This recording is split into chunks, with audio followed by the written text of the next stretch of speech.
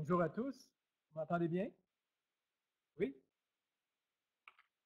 Alors, ça me fait un grand plaisir de vous recevoir ce soir pour cette activité. Alors, je me présente. Mon nom est Jean Dansereau. Je suis le directeur des études supérieures ici à Polytechnique et aussi le directeur adjoint aux affaires académiques et à la vie étudiante. Alors, bienvenue encore. On espère que cette soirée soit très utile pour vous et on espère que cette activité va répondre à beaucoup de vos préoccupations et vos questions pour ceux qui s'interrogent sur la valeur ajoutée d'une maîtrise. Alors, que ce soit une maîtrise recherche ou une maîtrise professionnelle, est-ce que c'est une bonne chose de faire une maîtrise? Est-ce que ça nous apporte quelque chose dans notre curriculum vitae? Est-ce que c'est bon pour notre carrière? Est-ce que ça me donne des possibilités d'emploi nouvelles? Est-ce qu'il y a une plus-value? Est-ce qu'il y a quelque chose qui m'amène à mon développement personnel et aussi professionnel? Alors, ce sont tous des questions que vous avez certainement et on a pensé inviter, bien sûr, des personnes de l'entreprise ici qui pourront certainement répondre à vos questions, surtout que ce sont vos éventuels futurs employeurs. Alors, donc, vous avez des gens de choix qui ont accepté gentiment d'être ici ce soir et de répondre à vos questions. Je vais vous les présenter sans plus tarder. Alors, M. Émile Boucher-Tanguay, qui est conseiller en ressources humaines chez Stantec, une firme de génie conseil qui œuvre dans le domaine du bâtiment, de l'énergie et des ressources, de l'environnement et des infrastructures. Alors, bienvenue, M. Boucher-Tanguay. Madame Isabelle Lévesque, diplômée en génie géologique, option géotechnique et environnement de l'Université de la Colombie-Britannique. Madame Lévesque a travaillé près de 6 ans dans son domaine avant d'entreprendre une maîtrise en génie minéral à Polytechnique Montréal. Elle est maintenant ingénieure hydrogéotechnique chez le groupe Alphar, une firme qui œuvre également dans le domaine du génie conseil. Alors, bienvenue, Madame Lévesque. Monsieur Roch Champagne, qui a obtenu un baccalauréat en génie industriel à Polytechnique Montréal, une maîtrise en gestion des sciences de l'Université de Waterloo et un MBA de McGill. Il travaille aujourd'hui à titre de directeur stratégie et opération chez Deloitte. Bienvenue, M. Champagne. Et M. Jean Thomasin, qui a obtenu un baccalauréat en génie électrique de l'Université de Sherbrooke, une maîtrise en génie mécanique de Concordia et un doctorat en génie mécanique de Polytechnique Montréal. Il travaille aujourd'hui comme directeur et ingénieur-chef pour les produits de nouvelle génération chez Pratt & Whitney Canada. Alors, pour animer votre panel ce soir, on a la joie de recevoir M. Yannick Villedieu, que vous connaissez certainement, animateur du magazine hebdomadaire radiophonique d'actualité et de culture scientifique Les Années-Lumière sur ici Radio-Canada Première. Alors, auparavant, M. Villedieu a travaillé pour plusieurs autres médias, notamment pour Québec Science et pour la télévision de Radio-Canada dans le cadre de l'émission Science-Réalité qui aujourd'hui est devenue Découverte. Il collabore également régulièrement au magazine L'Actualité. À la lumière des nombreux prix de journalisme scientifique qu'il s'est mérité au fil des ans, il va sans dire que M. Villedieu a un intérêt incontesté pour la science et qu'avec son expérience, il sera certainement interrogé adéquatement nos panélistes ce soir, de sorte à ce que vous trouviez des réponses à vos nombreuses questions. Et pourquoi, donc, y a-t-il vraiment une valeur ajoutée à réaliser une maîtrise en génie? Donc, comment ça va se dérouler? Une période de 75 minutes est prévue pour la table ronde, après quoi vous serez invité à poser vos questions aux panélistes. Par la suite, il y aura aussi un tirage de prix de présence vous avez rempli un coupon de tirage à votre arrivée. Alors, il y aura ce petit prix de présence et puis vers 19h15, il y aura ensuite, suite aux échanges, il y aura un petit goûter qui vous sera servi juste de l'autre côté. Alors, je vous souhaite une bonne soirée, une belle soirée, une bonne table ronde et ne vous gênez pas pour poser des questions. Sur ce, je laisse la parole à M. Villedieu. Merci beaucoup, M. Dansereau. Alors, bienvenue donc moi, à mon tour à cette table ronde ou allongée. Je suis vraiment très très heureux de voir la quantité de personnes qu'il y a là pour se poser cette question. Est-ce que ça vaut la peine de faire une maîtrise? On parle même de doctorat ou pas, mais d'abord, on ne va pas commencer par la maîtrise. C'est quand même intéressant de voir que vous êtes nombreux. D'après ce qu'on m'a dit, il y a à peu près la moitié des gens qui étaient déjà en maîtrise, puis l'autre moitié qui songeait à y aller. Juste pour, simplement pour savoir qui est en maîtrise déjà ici. Ah ben, vous êtes déjà convaincu. Pourquoi vous venez ici? Pour savoir si vous allez finir votre maîtrise, c'est ça? Et puis l'autre moitié, donc, des gens pensent éventuellement, enfin, se posent la question de savoir que si ça vaut la peine, effectivement, de faire des études après, donc, le baccalauréat. Alors, on va effectivement faire ça le plus possible pour le temps de la conversation. On n'a pas préparé de discours. On va simplement lancer, je vais lancer des questions à nos panélistes qui vont répondre. Effectivement, prenez des notes, notez vos questions, parce que c'est intéressant aussi beaucoup, c'est d'avoir vos questions après. Il y a peut-être effectivement un certain nombre de choses auxquelles on n'a pas répondu. Et c'est toujours intéressant d'avoir des panélistes sous la main pour les griller un peu, leur poser des questions, directes, indirectes, savoir comment ça marche. Alors on va commencer forcément par euh, Madame Lévesque, qui a fait donc un diplôme en génie, qui est allée travailler et qui tout à coup a dit, je ne sais pas pourquoi, je vais faire une maîtrise, c'est ça? Racontez-nous un peu, qu'est-ce qui a fait que vous avez eu envie de faire ça? Peut-être pour rentrer à Montréal parce que vous étiez à Vancouver? Ou pourquoi vous avez choisi la maîtrise, Madame Lévesque? C'est allumé? Ok, Oui. c'est bon. Tout d'abord, j'étais déjà à Montréal, j'étais revenue déjà. C'est une série de circonstances qui ont fait que j'ai décidé de retourner aux études. C'est sûr, c'est pas facile. Je fais quand même j'étais dans le secteur minier, j'étais dans les 3 chiffres de salaire, et puis je suis retournée à une bourse étudiante de 15 000 par année. J'ai vendu mon condo, ma voiture, et puis je suis retournée en colocation. Donc, Vous êtes en train de décourager tout le monde. c'est quand même un défi. C'est de retourner aux études. C'est pas comme y aller tout de suite quand on est encore étudiant. C'est vraiment un sacrifice. Donc un sacrifice. C'est un sacrifice, c'est une décision. C'est pas une décision qu'on fait par rapport à l'argent, genre dans 10 ans, ma maîtrise va être rentabilisée. Je ne sais pas si un jour ça va être rentabilisé pour de vrai, le côté financier. Il ne faut pas penser à ça. Il faut penser plus à ce qu'on veut faire de notre vie, de notre carrière. Il y a plusieurs trucs qui sont arrivés avec les années. Il y a une fois, j'ai appliqué pour un poste. J'avais plusieurs années d'expérience dans le même poste ailleurs. Je ne l'ai pas eu au dépend de quelqu'un qui avait une maîtrise qui avait 0 expérience. Ça m'a sincèrement insultée. Un message. Oui, ben, c'est ça. Parlez un petit peu plus. Oui, il y a une autre fois que je travaillais pour une grande firme, et puis avec les règles d'équité salariale, ce qui est vraiment bon parce que maintenant les femmes sont payées autant que les hommes, et c'est ça. Moi, j'avais bien négocié mon salaire, et puis on m'a dit, ben, pour les 5 prochaines années, on n'augmentera pas votre salaire, Madame Lévesque, parce que vous faites trop d'argent. Vous êtes payé comme si vous aviez une maîtrise alors que vous avez seulement un bac. J'ai dit, mais c'est une joke, ça sert à quoi de négocier un salaire? Tu sais?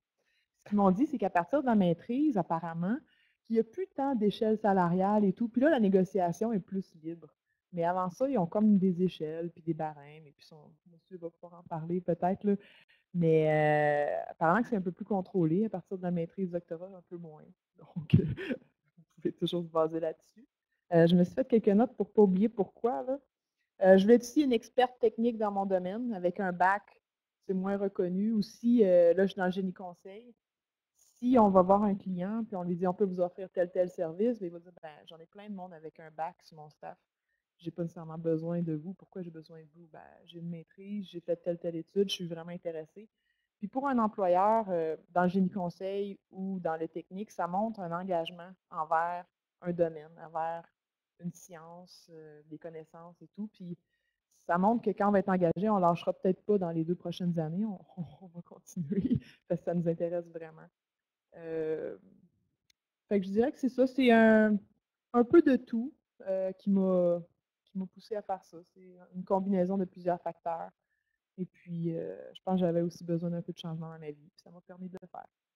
Je dirais, Madame Lévesque, il y a comme 2 types d'arguments dans ce que vous avez évoqué. L'argument, je dirais, bassement matériel. Hein, bon, je suis bloqué salarialement ou je n'ai pas le job parce que quelqu'un d'autre est plus diplômé que moi.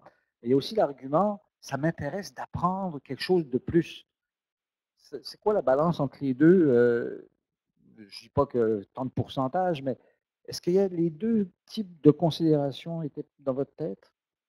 Je pense que sais, j'ai fait plein de matrices décisionnelles là, pour prendre cette décision-là. Mais au bout du compte, je pense que c'est le cœur qui dit ben, faut que tu y ailles. Parce que la décision financière, la décision mode de vie, parce que j'étais bien, là, j'avais mon condo, mes affaires, je sortais avec mes amis. D'ailleurs, je suis la seule de toutes mes amies qui n'est pas enceinte en congé de maternité. Là. Non, mais c'est des réalités. Je veux dire, ben, c'est l'avantage quand j'écrivais mon mémoire. Toutes mes amies étaient au bout du téléphone parce qu'elles sont chez eux. Là. Mais en même temps, j'ai pas le même rythme de vie qu'eux. C'est une décision qui est personnelle, que les gens autour de nous ne comprennent pas. On a de la misère à argumenter aussi. C'est aussi dur pour les gens autour de nous parce que moi, mes parents sont en région, je prenais l'autobus, puis il faut qu'ils viennent me chercher à l'autobus, et puis je suis rendue à 33 ans, et puis c'est un peu bizarre. Mais je sais pas, je pense que c'est une décision de vouloir en apprendre plus, d'en savoir Il y avait un plus. coup de cœur quand même là-dedans, Oui. de vouloir faire ça. Puis Et aussi, je vais poser la grande question, est-ce que vous le regrettez? non. Puis je pense aussi, un papier comme une maîtrise ou un doctorat, personne ne peut jamais te l'enlever. Tu peux te marier 10 fois, tu peux faire plein de choses, mais ça, 10 personne fois, ne on peut va te commencer par une ou l'enlever. deux. Là. Mais personne ne peut nous l'enlever, ça Oui, nous c'est appartient vrai. pour toujours. Ouais. Puis c'est accompli, c'est fait, ça prend beaucoup de persévérance, beaucoup de motivation. Ça vous a pris combien de temps la maîtrise? Un peu trop de temps. Genre Genre 3 ans. 3 ans. C'est Ouais. beaucoup de travail, effectivement. En gros, bravo, moi je trouve ça admirable. Alors, là, on va regarder on va écouter ce que disent les employeurs. Je dis ça comme ça de l'autre côté. Je ne sais pas comment on peut commencer par vous, monsieur, par exemple. Donc, Émile Boucher Tanguay. Oui, voilà. Donc, c'est peut-être un petit peu réagir à ça, puis surtout me dire que vous, de votre côté, comme je vais vous appeler des employeurs, hein, c'est ce que vous êtes classé comme ça aujourd'hui. Comment vous voyez ça, vous, quelqu'un qui a une maîtrise, quelqu'un qui n'a pas de maîtrise, c'est quoi l'intérêt, etc.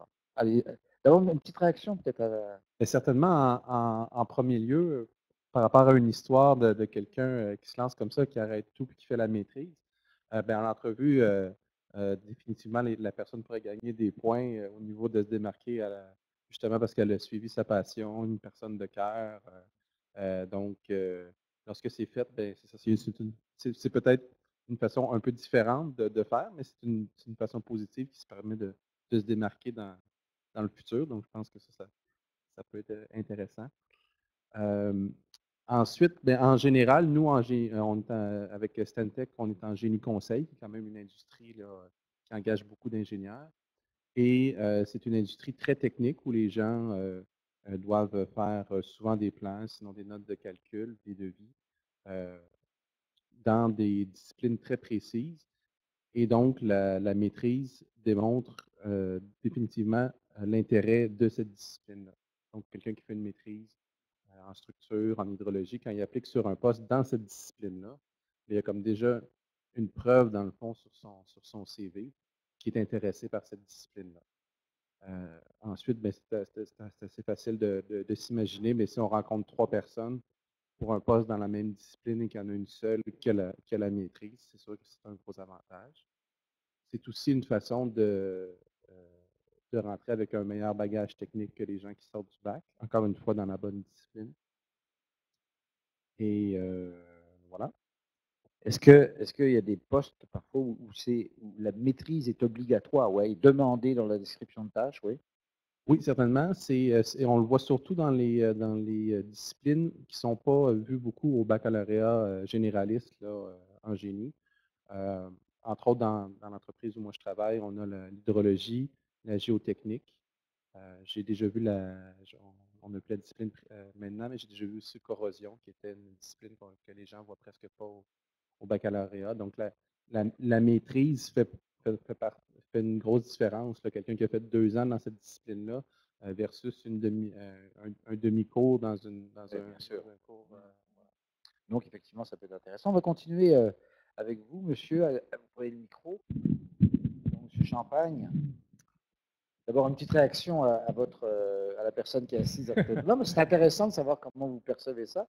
Et ensuite, surtout, ben, comment vous trouvez les étudiants, les personnes qui ont de la maîtrise quand vous engagez. Ben, je veux dire, comme réaction, c'est sûr que ça raconte une histoire. En fait, le seul commentaire que je vais faire, c'est votre CV, votre vie étudiante, c'est une histoire. Quand vous vous présentez devant un employeur pour un emploi, tout ce que vous faites, c'est raconter une histoire. Pour votre maîtrise, bien, ça fait un de ces éléments de votre histoire que vous devez raconter. C'est certain que si votre histoire est plus ou moins intéressante, une maîtrise, ça permet de la valoriser. Ça rajoute un chapitre à ton histoire. C'est certain que si tu as 4.0 GPA, que tu es le président de l'Association de Polytechnique et que la fin de semaine, tu travailles à nettoyer des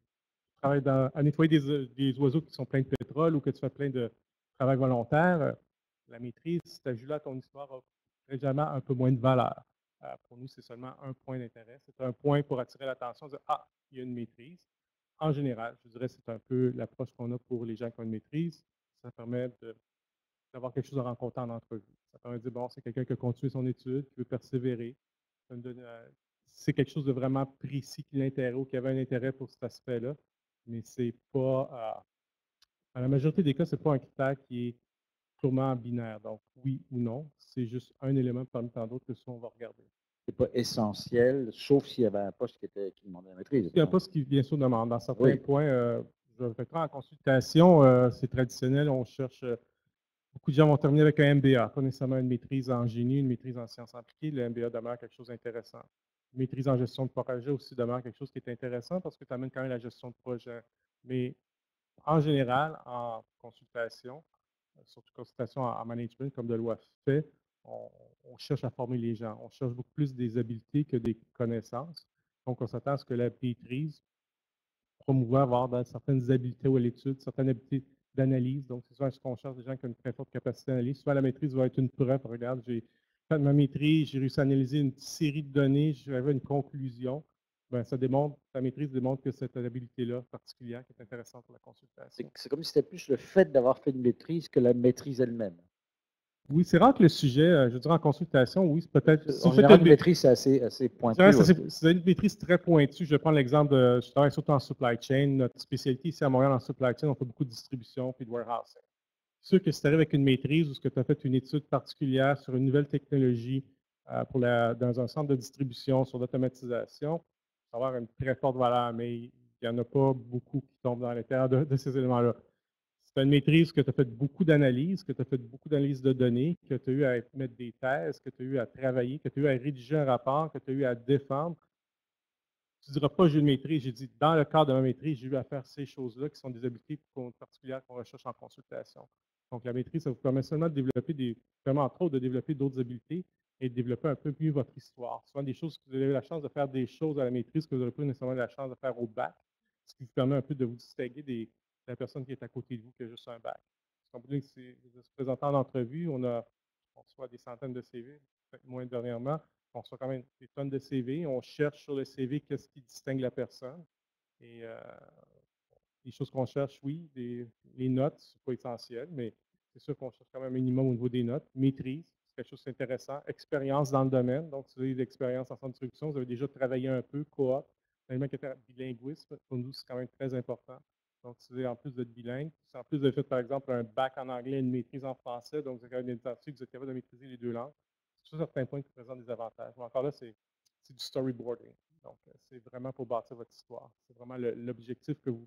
C'est comme ça qu'on le regarde. Et bien sûr que si votre maîtrise de votre bac viennent de différents endroits, bien, ça l'ajoute à votre histoire. La personne est prête à sortir de son cercle de confort et est prête à prendre des risques, à aller ailleurs. Donc, c'est pas la maîtrise ou non, mais qu'est-ce que la maîtrise va raconter à votre sujet. Donc, il y a quand même un avantage, certainement, ne serait-ce qu'au moment présent. Monsieur Thomasin. Oui, bonsoir. Même chose, donc, même question. D'abord, j'aimerais féliciter Mme Lévesque. C'est un accomplissement d'arrêter tout puis de faire une maîtrise. Puis, ce que je veux dire, c'est que les études graduées, souvent, ça nous arrive, ça m'est arrivé à un de mes diplômes là, où je voulais arrêter, mais il y a quelqu'un qui m'a dit c'est une crédibilité de finir un diplôme, c'est une crédibilité qu'on garde avec nous le reste de notre vie. Puis ça, c'est quelque chose qui est intéressant. Chez nous, on a une différente perspective. On est une compagnie manufacturière à haute valeur ajoutée. On a la responsabilité de produire, on fait des moteurs d'avion. Donc, il y en a pour tout le monde. Il y a des jobs très spécialisés où on engage des doctorats, des maîtrises. Il faut faire des analyses. Souvent, il va y avoir quelqu'un qui va concevoir une pièce. il faut faire des analyses de contraintes, etc. Donc, c'est très spécialisé. Il y a aussi du travail de conception où là, on regarde plutôt l'aspect pratique, la facilité de maîtriser les outils de conception. Ensuite, il y a la fabrication. Il y a tout un monde qui a beaucoup de génie industriel là, dans la logistique, les opérations. Il y a le service après-vente, le contact avec clients, il y a le marketing. Partout, dans tout ça, il y a des ingénieurs. Dans tous ces grands départements-là, on a des ingénieurs. Mais au niveau recherche et développement, en tout cas, en ce qui me concerne, je porte beaucoup d'attention aux gens qui ont fait une maîtrise.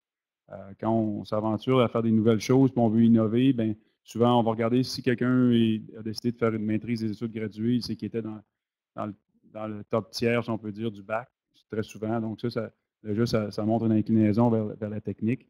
Alors, dans notre cas, une maîtrise de cours ou une maîtrise scientifique ou une maîtrise de recherche, ça ne fait pas une grande différence à nos yeux, là, mais donc, il y a certains postes clés, là, et puis ce qu'on voit aussi, c'est que dans certains départements, bon, pour l'aspect succession, là, quand les directeurs qui sont dans les départements depuis des années, ils vont regarder qui pourrait prendre leur place ou pour la succession, bien, la maîtrise vient jouer un rôle.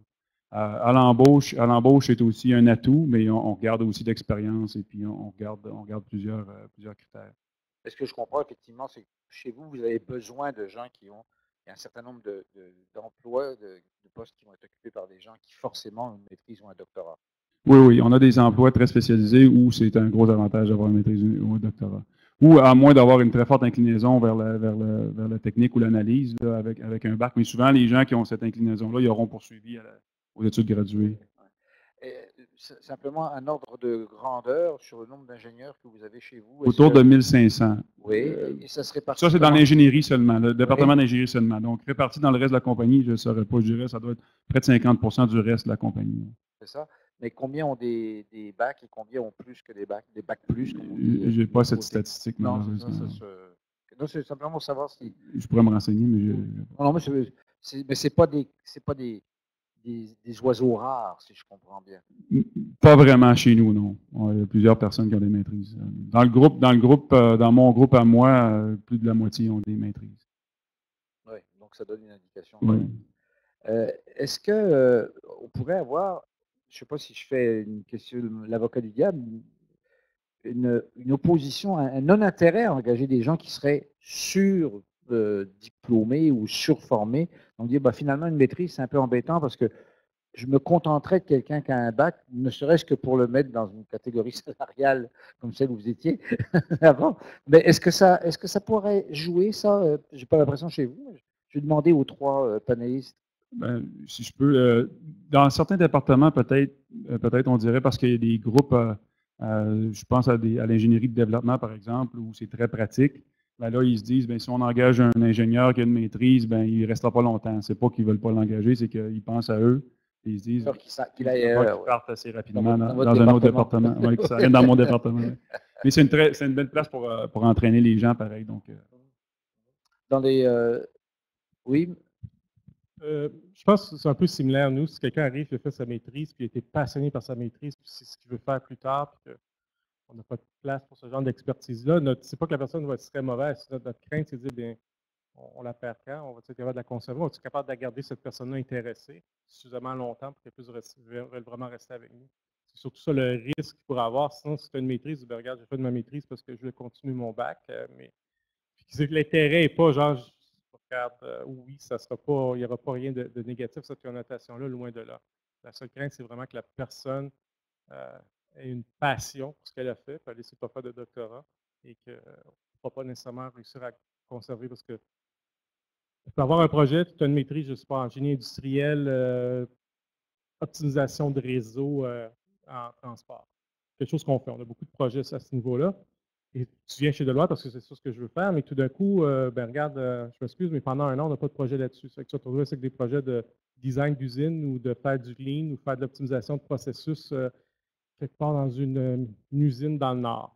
Il y a des gens qui, si on voit que ce n'est pas le type de personnalité qui va être capable de bien accepter ça, parce qu'elle a fait sa maîtrise et il est passionné, ou elle est passionnée parce qu'elle a fait, là, ça peut nuire. Mais c'est beaucoup plus, encore là, c'est encore plus l'histoire de la personne, la personnalité de la personne que la maîtrise elle-même.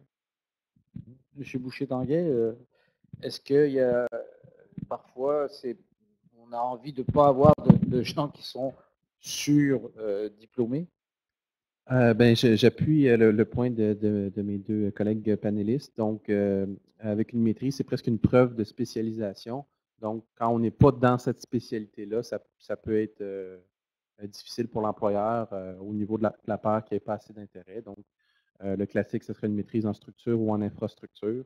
Mais un peu dans le fond, quand vous choisissez votre maîtrise, en tout cas de notre côté en tant qu'employeur, ce serait un peu difficile d'engager quelqu'un qui a fait une maîtrise en infrastructure pour un emploi de structure ou l'inverse. Parce que dans le fond, c'est comme si vous annoncez votre passion.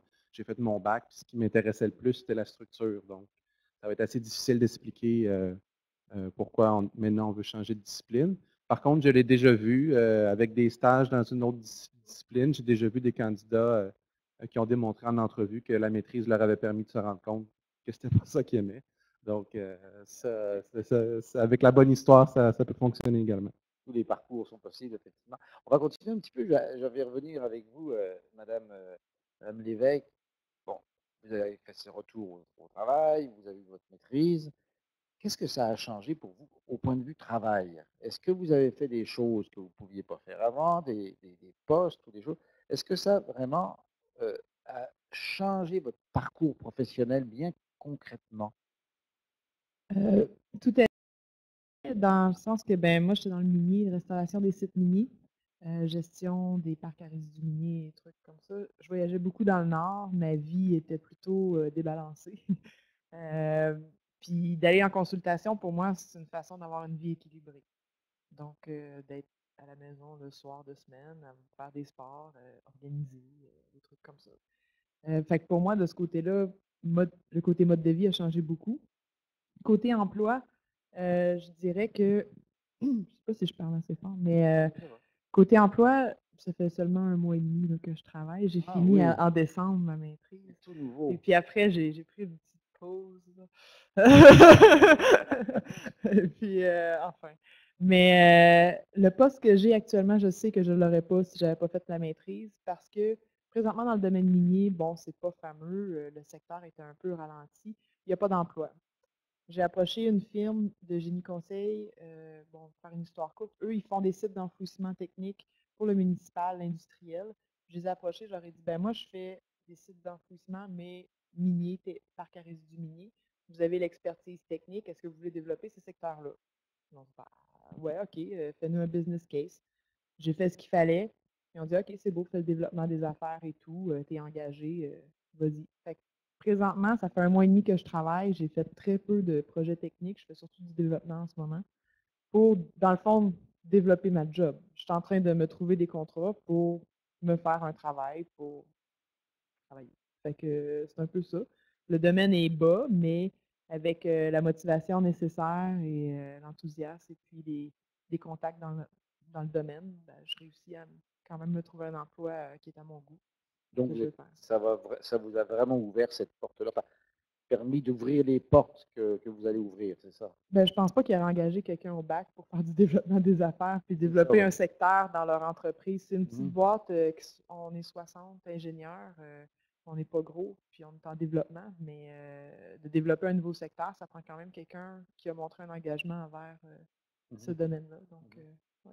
Alors, on va continuer un petit peu sur ce thème. Qu'est-ce qu'on fait de plus ou de différent ou de mieux ou d'autre avec une maîtrise plutôt que juste un bac? Alors, je vais revenir avec vous. On pourrait recommencer au bout là-bas. Bon, vous êtes dans une grosse boîte, vous avez décrit un peu ce que vous faisiez, mais effectivement, est-ce qu'il y a des différences de profil d'emploi, au fond, avec une maîtrise, pas une maîtrise? Oh, oui, définitivement. Je parlais tout à l'heure qu'il y avait des gens qui s'occupent de plus le côté analytique, les gens qui font plus la conception, la modélisation en 3 dimensions, mais en tout cas, en ce qui me concerne, le fait d'avoir fait des études graduées, ça a montré un intérêt vers l'innovation et puis un peu de créativité.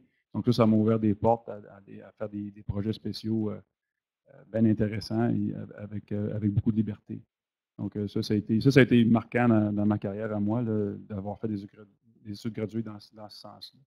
Et puis souvent, dans l'industrie, il y en a des problèmes, puis il faut avoir un background scientifique pour résoudre ces problèmes-là, puis c'est toujours apprécié, puis il n'y a pas tant. C'est une bonne valeur ajoutée, là, Ça aide beaucoup aussi. Donc, c'est bon, ça montre une profondeur. D'avoir fait des études graduées, une maîtrise, bien, ça montre une certaine profondeur. Même si ce n'est pas exactement le même domaine, au moins, il y a l'aspect scientifique qui est là, puis on peut résoudre des problèmes. Des fois, on cherche des solutions, puis on va voir les gens qui sont spécialisés. Ça a été mon expérience aussi. Vous avez dit le mot liberté, hein? Ça Mhm. donne plus d'initiative, de marge de manœuvre, c'est ça que ça veut dire? Oui, c'est ça. En fait, oui, c'est mon expérience, là, c'est que si il vient avec les études graduées, ou en tout cas l'intérêt scientifique, il vient une certaine crédibilité, une confiance de ton employeur. Donc là, il y a un peu de liberté pour faire des choses, puis explorer un peu dans les terrains inconnus. Donc, ça a été bénéfique. M. Champagne, même idée, là, qu'est-ce qu'on fait de plus, soit vous, soit les gens avec qui vous travaillez, avec une maîtrise et avec pas de maîtrise?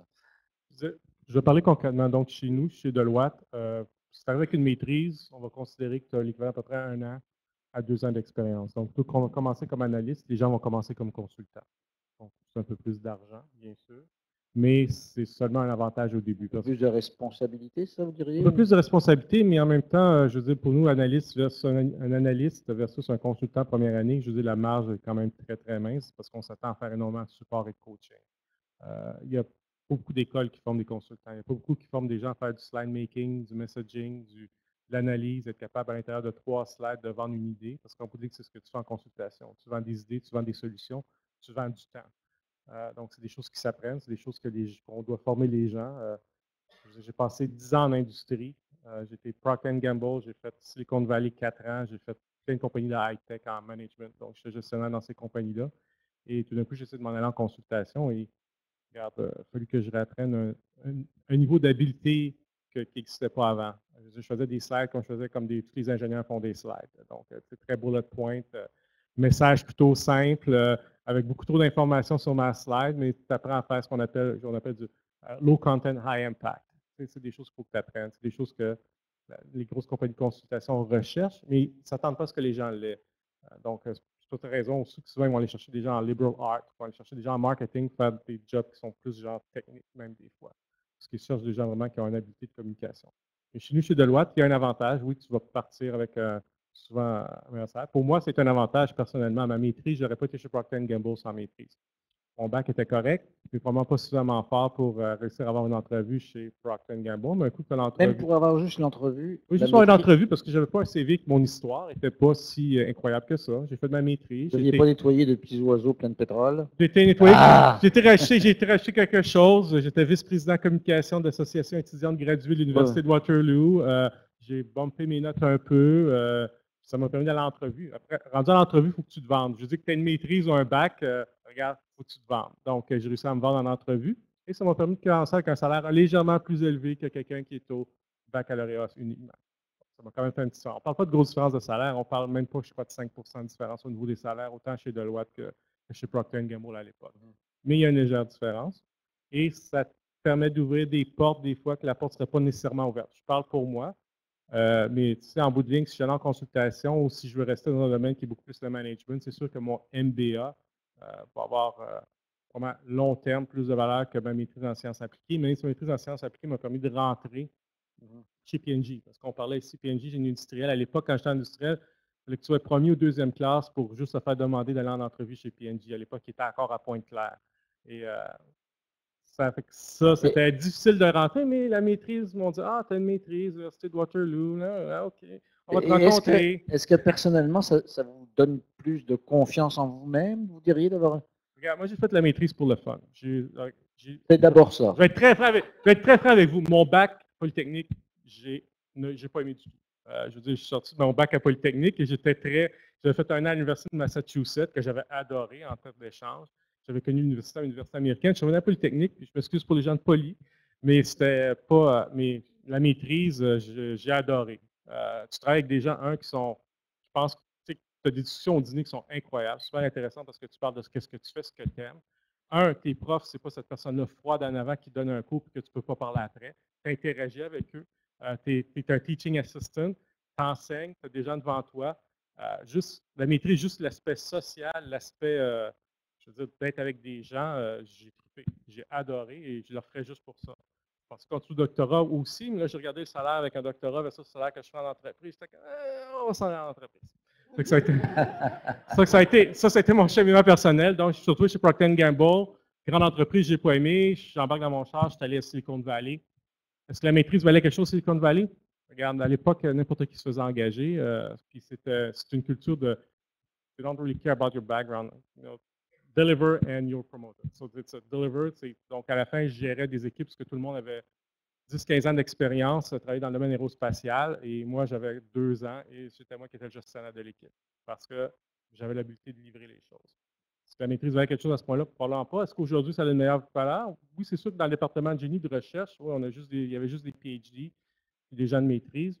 En opération, pas en gestion pure et dure, ça t'ouvre des portes, c'est bien, ça fait quelque chose à raconter au monde. Les gens disent ah, OK, tu as une maîtrise, c'est cool.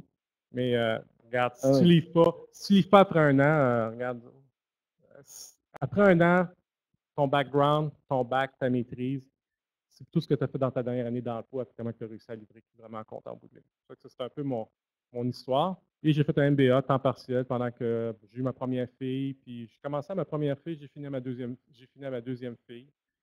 La raison pourquoi je l'ai faite, parce qu'à un moment donné, je m'emmerdais. À un moment donné, quand tu es en opération, pas en gestion, ben, c'est les mêmes problèmes avec des plus gros budgets, puis plus de gens, puis plus de monde qui braille, puis plus de babysitting dans ton organisation.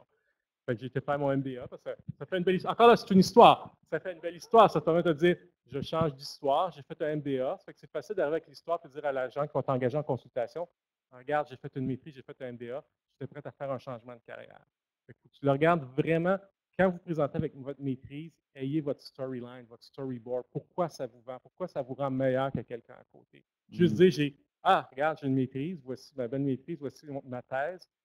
OK, so what? C'est ce qu'il faut vraiment, vraiment important. C'est ça le message que j'ai. C'est bien, j'encourage la maîtrise, je l'ai fait. Regarde, je suis parti, je ne parlerai pas comme ma propre paroisse, mais c'est vraiment d'arriver avec un storyline derrière cette maîtrise-là qui devient intéressant. Soit que ce soit la thèse que vous avez faite, soit que les habiletés que vous avez faites. Ce que je comprends, c'est que vous ne vendez pas auprès du directeur des études de Polytechnique, d'après ce que vous avez dit tout à l'heure. Mais j'ai l'impression que vous ne cherchez pas une job à Polytechnique. Hein. Non, non. Mais donc, c'est intéressant, effectivement. Donc, il y avait, ce que vous décrivez, il y avait une grosse partie de plaisir dans le fait d'apprendre. Absolument, il faut que vous aimiez apprendre. Regarde, recommandation personnelle, je ne parle pas au nom de Deloitte. Faites pas votre maîtrise pour des perspectives d'emploi. Faites-les parce que ça vous fait triper. Okay. Moi, je l'ai fait dans ce que j'aimais. Je ne l'ai même pas fait dans quelque chose qui est payant. Je l'ai fait en analyse de décision puis en game theory. Je vais le faire à l'Université de Waterloo parce que, Waterloo, l'Ontario, je peux mettre l'anglais, on va triper là-bas, ça va être le fun. Faites-les parce que ça vous fait triper. En bout de ligne, ça va être 2 ans, 3 ans qui vont passer de façon incroyable. Vous allez connaître des gens, vous allez travailler dans quelque chose que vous aimez, puis en passant, travailler dans quelque chose qu'on aime, c'est quand même assez particulier. Ce n'est pas unique partout. Il y a beaucoup de gens, aller parler n'importe où. Oui, ils aiment ça, mais vous avez la petite 2 ans de triper sur un projet que vous aimez ou faire un domaine que vous aimez. Je pense que ça devrait être la raison première de faire la maîtrise. Après ça, regarde, vous allez en trouver une job, vous allez trouver quelque chose. Peut-être que ces 2 années-là vont être perdues en termes de salaire et de promotion, but who cares? En bout de ligne, c'est ces 2 années-là, profitez-en, puis faites-les pour faire ce que vous aimez. C'est le fun d'être étudiant. J'ai adoré la période étudiante, particulièrement à la maîtrise. Ça a été, même au MBA, ça a été super intéressant. Bac, on en reparlera après. C'est normal, c'est plus intéressant de faire une maîtrise que de faire secondaire 5, mettons. En gros, parce que plus on avance, plus on est dans des choses qui nous font... Mais la grosse différence, c'est la relation humaine. C'est quand même très compétitif, le bac. C'est quand même la relation des grandes classes, beaucoup de gens autour. La dernière année au bac est plus intéressante un peu. À la maîtrise, c'est souvent des plus petites classes. Tu travailles avec un prof, les gens ils ont plein d'idées, tu partages, tu amènes ça un peu plus loin que juste dire j'ai mes 15 crédits cette session-ci, je vais pouvoir graduer, ça va plus loin que ça. Ouais. Comme disait quelqu'un chez nous à Radio-Canada, c'est tripatif. Voilà. On va continuer, même question avec vous, monsieur Boucher-Tanguay. Donc, qu'est-ce que, effectivement, est-ce que le fait d'avoir des maîtrises, soit vous, votre expérience personnelle, c'est intéressant d'écouter l'expérience des gens, ou ce que vous avez autour de vous, est-ce que ça fait des jobs, les gens font des jobs différents? Oui, donc il y a une petite différence monétaire dès le début, qui peut peut-être justifier quelqu'un qui essaie de faire un calcul dans sa tête. Des dettes d'études seulement à payer, par l'argent. exemple. Oui, voilà. Par contre, la vraie différence, on la voit plus en milieu de carrière ou dans les dernières années. Au milieu de carrière, pour une promotion, ça peut faire une belle différence. Ne serait-ce qu'être sur la courte liste finale là, comme candidat pour une relève, pour un premier poste en gestion. Donc, ça, c'est intéressant. Et en fin de carrière, je peux vous parler directement du système de Stantec qui est quand même assez commun en génie conseil. La carrière d'un ingénieur standard qui fait de la technique, c'est ingénieur junior, ingénieur, ingénieur senior, ingénieur principal. Et il y a une pioche de plus qui est directeur d'expertise quand on est vraiment un spécialiste technique. Et c'est sûr que pour cette dernière coche-là, en prendre sa retraite après avoir travaillé comme directeur d'expertise ou prendre sa retraite comme ingénieur principal, la maîtrise dans la technique donnée fait la différence. Donc, pour un dernier petit coup. Je sais aussi que dans la fonction publique, c'est encore plus encore plus compartimenté. Vous allez avoir des gens qui vont carrément vous dire que c'est impossible. Ça prend. Quand on tombe dans les niveaux salariales, souvent les derniers niveaux sont réservés aux gens de maîtrise. Donc, voilà. Donc, il y a effectivement là aussi une différence, même vous dites à long terme à ce moment-là. Oui, 30 ans plus tard, ça peut faire une différence. Oui, donc ce n'est pas négligeable non plus. On continue. Vous, madame, je reviens à vous, Isabelle Lévesque. Donc, vous avez fait votre maîtrise, vous avez une job que vous devez créer, au fond. Ça vous donne quelle perspective dans les années qui viennent, quelle perspective autre que les perspectives que vous aviez avant de faire cette folie de retourner aux études, de vendre votre condo, puis de votre voiture et de voyager en autobus et de demander à vos parents d'aller vous chercher à la gare d'autobus quand vous alliez les voir? Ben, une des choses qui est définitivement pas accessible pour quelqu'un qui a seulement un bac, c'est de devenir associé dans une firme. Sans maîtrise, sans doctorat, c'est pas possible. Donc, à la base, là, je suis dans une petite firme, peut-être, si je fais bien mon travail de développer mon emploi et mon secteur, à un moment, ils vont me demander d'être associé. Si j'avais seulement un bac, puis s'ils m'avaient fait confiance aveugle et tout, sans que j'aie montré vraiment d'être dédié dans mon domaine, ce qui aurait été un peu fou de leur part, ils ne pourraient jamais vraiment me mettre associé quand même. C'est comme peut-être une règle non écrite, mais les associés, C'est là, étonnant, mais ça. Oui, c'est je pense intéressant. pas que ça existe ailleurs. En tout cas, ça doit être des gens très performants là, s'ils ont juste un baccalauréat. C'est intéressant ce point-là, très précis. Ouais. Bon, c'est sûr que ce n'est pas nécessairement la Ouais. première année où on travaille qu'on vise Mm. ça, mais est-ce que vous voyez ça, vous, également, cette idée que si vous n'êtes pas diplômé un peu plus qu'un bac, donc une maîtrise, au moins, vous ne pourriez pas accéder à des postes, je dirais, supérieurs dans Je une ne dirais pas que c'est le cas chez nous, non. Non, pas Non, chez vous, quelqu'un non. qui a un bac, qui décide d'aller en gestion, qui a les résultats, qui passe par le monde des opérations, peut très bien diriger cette compagnie-là. Mhm. Je pense pas que c'est un critère là, pour monter dans la haute direction, d'avoir des études graduées, mais ça aide beaucoup. Sinon, les gens, il y en a qui vont se diriger, ils vont faire un MBA. Donc, ils ont leur baccalauréat, mais éventuellement, en cours de carrière, ils vont faire un MBA, puis ils se dirigent comme ça dans l'administration, dans la plus haute direction. Mhm. Mais c'est surtout basé pour les résultats. Mais pour terminer sur le sujet, j'aimerais revenir là-dessus. C'est important de le faire parce que vous aimez ça. Là. Trouver un sujet, si le sujet est plat, trouver un autre sujet. Mais à partir d'aujourd'hui, si vous ne l'avez pas fait jusqu'à maintenant, même votre job, essayez que ce soit le fun. Ça dure longtemps. Ah oui. C'est vrai, c'est long. Hein. La retraite, ça n'arrive pas tout de suite, c'est ça? M. Champagne, cette idée-là qu'effectivement, une maîtrise va vous donner accès à des... Ouais, absolument, mais regardez, si vous avez un bac, vous arrivez à être capable de vendre 2 millions par année de projets, de consultations. Regardez, ils vont lui faire votre MBA exécutif pendant 6 mois quelque part aux États-Unis, puis ils vont vous rendre avec votre maîtrise. Donc, c'est pas oui, mais si t'es bon, ça va se faire. Donc, c'est pas. Puis ils vont probablement te le payer, puis ils vont probablement dire même, ils vont te faire à temps partiel parce que s'ils veulent garder tes clients. Il ne faut pas se le cacher. La consultation en bout de ligne, comparativement par exemple au domaine des opérations ou en industrie, c'est de la vente. Ultimement, si tu veux monter en consultation, oui, il y a un path, tu changes, deviens un hyper spécialiste, mais il faut que tu fasses de la vente ou tu fasses ce qu'on appelle du repeat sales. Donc, tu es tellement bon que le client t'a mis tellement sur d'autres projets qu'il revient chez toi pour aussi encore t'engager puis travailler avec toi. Fait que oui, MBA surtout, maîtrise en gestion de projet, donc des choses un peu plus financières, parce que, veux pas, quand tu montes en gestion, le technique, la finance, comptabilité, budget deviennent de plus en plus importants. Faut que tu vois que c'est plate à dire, mais la réalité, c'est la ressource humaine, gestion de ressources humaines. Quand j'étais juste sans être un gestionnaire, je faisais beaucoup de choses techniques, d'analyse, des Excel, implémenter des ERP, c'était super trippant. Tu rentres en gestion, ben regarde, tu as des gens qui t'attendent devant toi, puis il faut que tu règles des problèmes de relations humaines, il faut que tu règles des problèmes de personnalité de gens, il faut que tu règles des problèmes organisationnels, il faut que tu règles des problèmes avec des gens qui arrivent le matin et qui ne devraient peut-être pas rentrer travailler parce que ce sont des conditions pour ne pas travailler. Je veux dire, c'est ça la réalité. Et c'est pas quelque chose que, moi, que tu aies une maîtrise spécifique en gestion des ressources humaines, c'est pas quelque chose que tu peux nécessairement apprendre. En bout de ligne, c'est ça les habiletés. En bout de ligne, vous allez frapper un point dans votre carrière parce que vous allez devoir devenir gestionnaire. Et ça va être votre habileté à faire sortir le meilleur des gens et de votre équipe, puis être un chef d'équipe qui va vraiment compter plus que tout l'aspect technique que vous allez voir nécessairement après la maîtrise. Mais ce n'est pas une mauvaise chose, loin de là. Mais juste vous indiquer que c'est quoi la carrière. Parce que c'est sûr que moi, quand j'ai commencé, tu dis, oh, yeah, je fais de l'optimisation de processus. Regarde, t'en fais quelques temps. Si tu es bon, mais bon, tu montes jusqu'à ton niveau de Peter, que j'espère pas encore avoir atteint. Donc, tu montes jusqu'à ton niveau, ce que tu n'es plus bon, finalement, parce que tu te fais promouvoir, promouvoir et promouvoir. Et je pense que et tu fais de moins en moins de technique.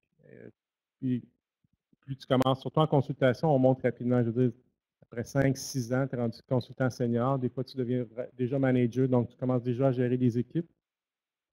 C'est que le cycle de promotion de carrière est quand même assez rapide. Ça fait que rapidement, tu vas t'éloigner de faire des slides, t'éloigner de faire. Tu vas faire les slides. Tu vas faire des slides. Tu vas travailler sur le message. Tu vas présenter. Tu vas t'assurer que c'est ce qu'on s'attend de toi. Tu vas vérifier que l'analyse a été bien faite, mais regarde, tu fais des 2-3 premières années, c'est là que tu fais vraiment de l'Excel et de la modélisation. Ça devrait être le terme modélisation. Monsieur Boucher-Tanguay? Oui. Oui. Je veux juste ajouter quelque chose à la réponse. Dans le fond, j'avais parlé d'associer à une compagnie, mais aussi, dans mon domaine, bon, on peut accéder à des postes corporatifs, mettons, gestionnaire ou directeur en environnement pour une grande compagnie minière ou travailler pour un ministère de l'Environnement, un ministère des Ressources naturelles ou des trucs comme ça. Les ministères, je pense qu'ils ne regardent même pas les CV s'il n'y a pas de maîtrise. Fait qu'à la base, si on a le goût de changer le monde et faire quelque chose de mieux en environnement, puis avoir un impact sur les politiques du gouvernement, ben, ça prend une maîtrise. Ouais. Tout simplement. De base, oui. Alors, vous, monsieur Boucher-Tanguay, donc cette idée-là que, effectivement, une maîtrise vous donne plus facilement accès, au fond, à des postes plus importants dans l'entreprise. Comment vous voyez ça? Oui, c'est tout à fait vrai. Il y a des postes qui sont très difficiles à atteindre sans la maîtrise. Ça ne paraît pas dans les premières années, mais on commence à s'en rendre compte là, dans la trentaine, dans la quarantaine. Si on regarde, souvent le terme directeur va souvent être associé avec une maîtrise. Oui, donc c'est clair aussi pour vous. Oui, c'est pas dans le. C'est pas absolu, j'imagine. Voilà.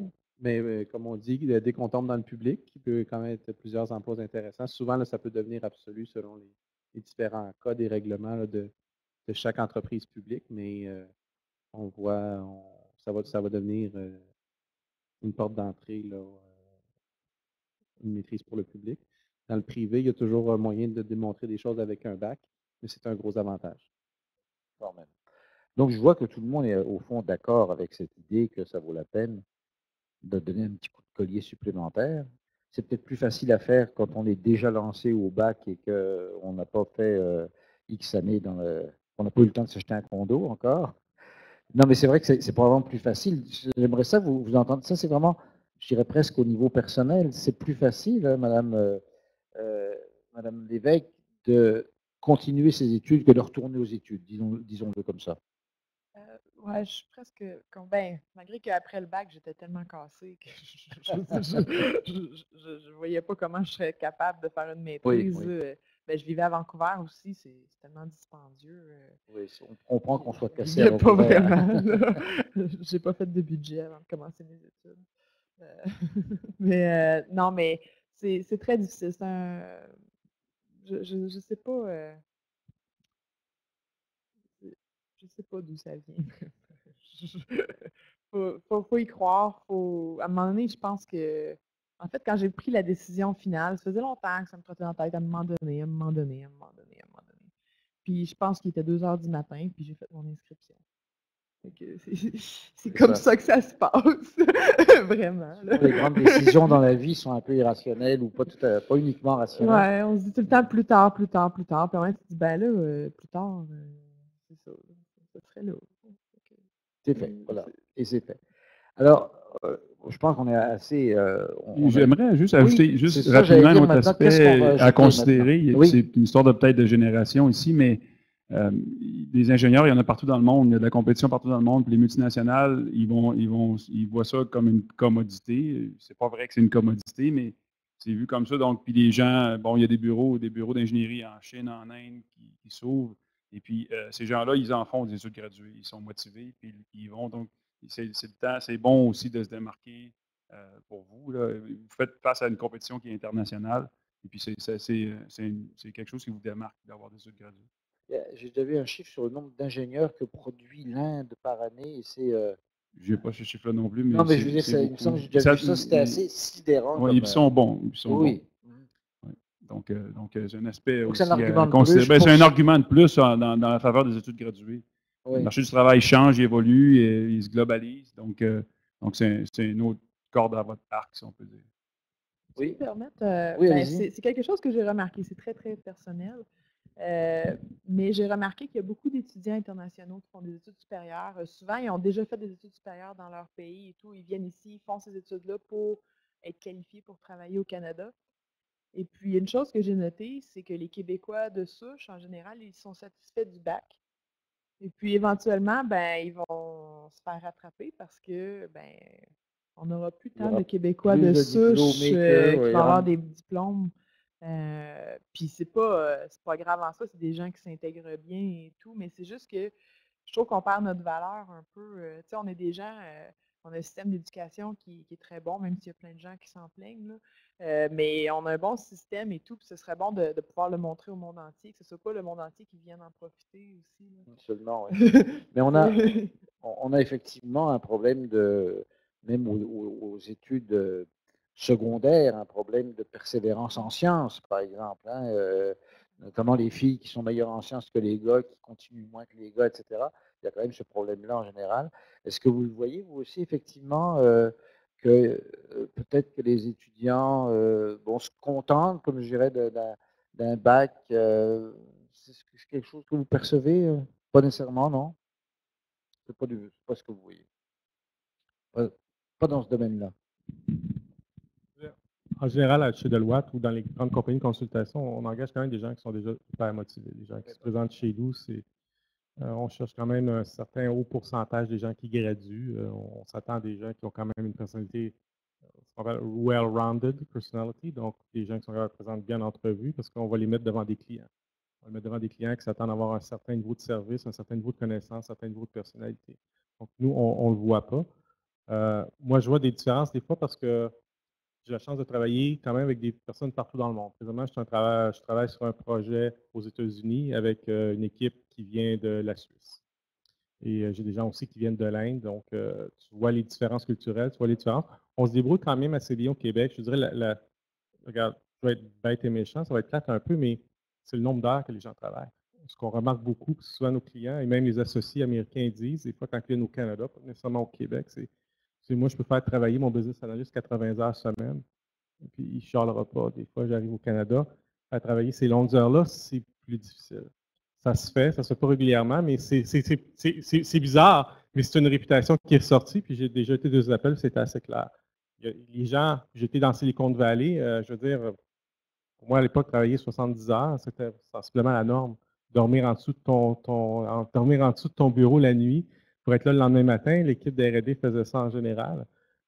C'était pas anormal. C'est plate à dire, mais ces gens-là travaillent, souvent les gens C'est la même chose en Inde. Je dis, on travaille, je les appelle des fois, il doit être quoi, 4 heures du matin en Inde. Les gens ont travaillé. On envoie des choses qui nous reviennent des fois hyper rapidement parce qu'ils ont sensiblement travaillé une bonne partie de la nuit. Nous autres, on est en plein jour. Mais c'est la compétition à laquelle vous faites face. La réalité, c'est que ces gens-là, aujourd'hui, déjà, nous, on commence à outsourcer de plus en plus en Inde du travail d'analyste. Parce qu'on peut le faire par eux. Nos slides, on peut même les envoyer en Inde pour se faire corriger, vérifier, valider, mettre au bon format. Et de plus en plus de compagnies utilisent l'Inde comme étant une façon d'être capable d'alléger le boulot pour faire ce qu'on appelle du internal outsourcing. Pas pour vous faire peur, mais la réalité, c'est que c'est global. La compétition est globale aujourd'hui. Il faut trouver une façon de distinguer. Et ces gens-là, une des façons qu'ils ont, c'est qu'ils font des longues heures, ils font aussi des longues études. Donc, ce n'est pas nécessairement un marché facile. Donc, la qualité que vous amenez, votre personnalité, tout ce que vous faites autour, votre créativité, votre habileté à vous vendre deviennent des éléments de plus en plus importants parce que c'est des choses qu'eux ne peuvent pas venir faire ici. Et c'est des choses pour vous, c'est beaucoup plus facile parce que vous connaissez la culture.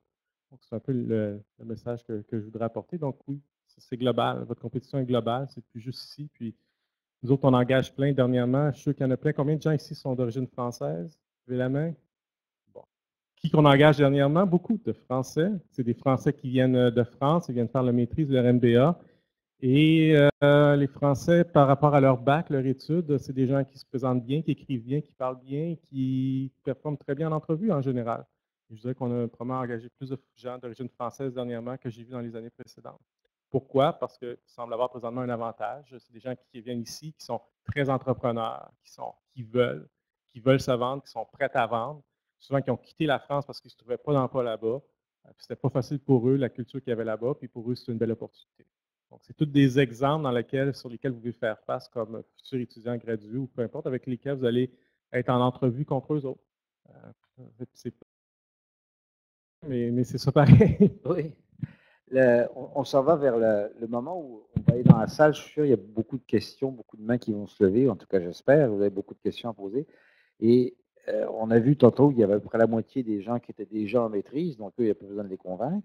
L'autre moitié, peut-être qu'ils hésitent ou leur cœur balance. Alors, je vais faire un dernier tour de table ici en vous demandant chacun de vous adresser aux gens qui ne sont pas en maîtrise pour leur dire, là, il faut que tu t'inscrives en maîtrise. Une sorte de vente de la maîtrise, disons, de résumer les arguments que vous avez. Je vais commencer avec vous, au bout, M. Thomasin. On a parlé, il y a plusieurs avantages d'avoir une maîtrise. Un, ça vous donne une crédibilité qui va être avec vous pour le restant de vos jours dans votre carrière. Ça vous donne, je ne dirais pas que ça vous donne tant de perspectives de salaire à l'entrée que ça. C'est plus, c'est comme quand tu as une maison que tu mets sur le marché, si tu as une piscine, tu ne la vends pas plus cher, mais le fait que tu l'as, tu vas la vendre plus vite. Donc, ça peut vous aider dans ce sens-là au début de votre carrière, mais ça peut vous aider tout au long pour quand il y a des départements, il y aura besoin de succession, la relève. Des fois, il y a des choses qu'on ne voit pas tout de suite. Il y a des choses qui vont arriver dans 10 ans, dans 15 ans. Puis vous serez content de l'avoir fait quand vous étiez plus jeune. Et puis, il y a aussi la compétition internationale, on en a parlé. Donc, le fait que vous compétitionnez avec plein de monde, ça vous donne une corde de plus à votre arc, comme je disais tantôt. Donc, moi, je le recommande. C'est pas si long que ça, 2 ans. C'est sûr que là, pour vous, c'est 10 de votre vie. Dans 20 ans, ça va être 5 Ça paraît beaucoup 2 ans, mais effectivement, c'est pas grand. C'est pas tant que ça. Même 5 ans dans une vie, c'est pas si long que ça. Donc, ça vaut la peine d'en profiter. Puis profitez-en, trouvez-vous un bon sujet, un bon prof, une bonne équipe de recherche. Si vous n'aimez pas celle que vous avez, changée, c'est pas grave, mais arrangez-vous pour avoir du fun pendant 2 ans. Aimez ça, puis ça va paraître quand vous allez avoir votre entrevue, puis vous allez appliquer sur des postes. C'est intéressant, ce que vous dites de changer, ça me rappelle, il y a quelques années, une remise de diplôme à l'Université du Québec à Montréal, et la personne qui était honorée s'appelle Brenda Milner. Brenda Milner, c'est une madame qui a 97 ans, qui est prof à McGill, qui est toujours professeure, toujours active, une petite bonne femme haute comme ça, qui a eu une contribution majeure dans l'explication du fonctionnement de la mémoire. Majeure, on s'étonne qu'elle n'ait pas eu le prix Nobel. Et ce qu'elle avait dit aux étudiants, c'était extraordinaire. Elle avait dit 2 choses. Vous avez le bac, je pense aux étudiants du bac, 2 choses. Voyager, parler des langues, voyager. Puis si vous n'avez pas fait le bac dans le domaine que vous aimez, changez de domaine. Si vous n'avez pas la maîtrise ou le sujet, changez de sujet. N'ayez pas peur parce que c'est à votre âge qu'on fait des choses comme ça. Et ça me rappelle ce que vous venez de dire exactement. C'est pas vrai que vous allez travailler dans le domaine de votre maîtrise. Là.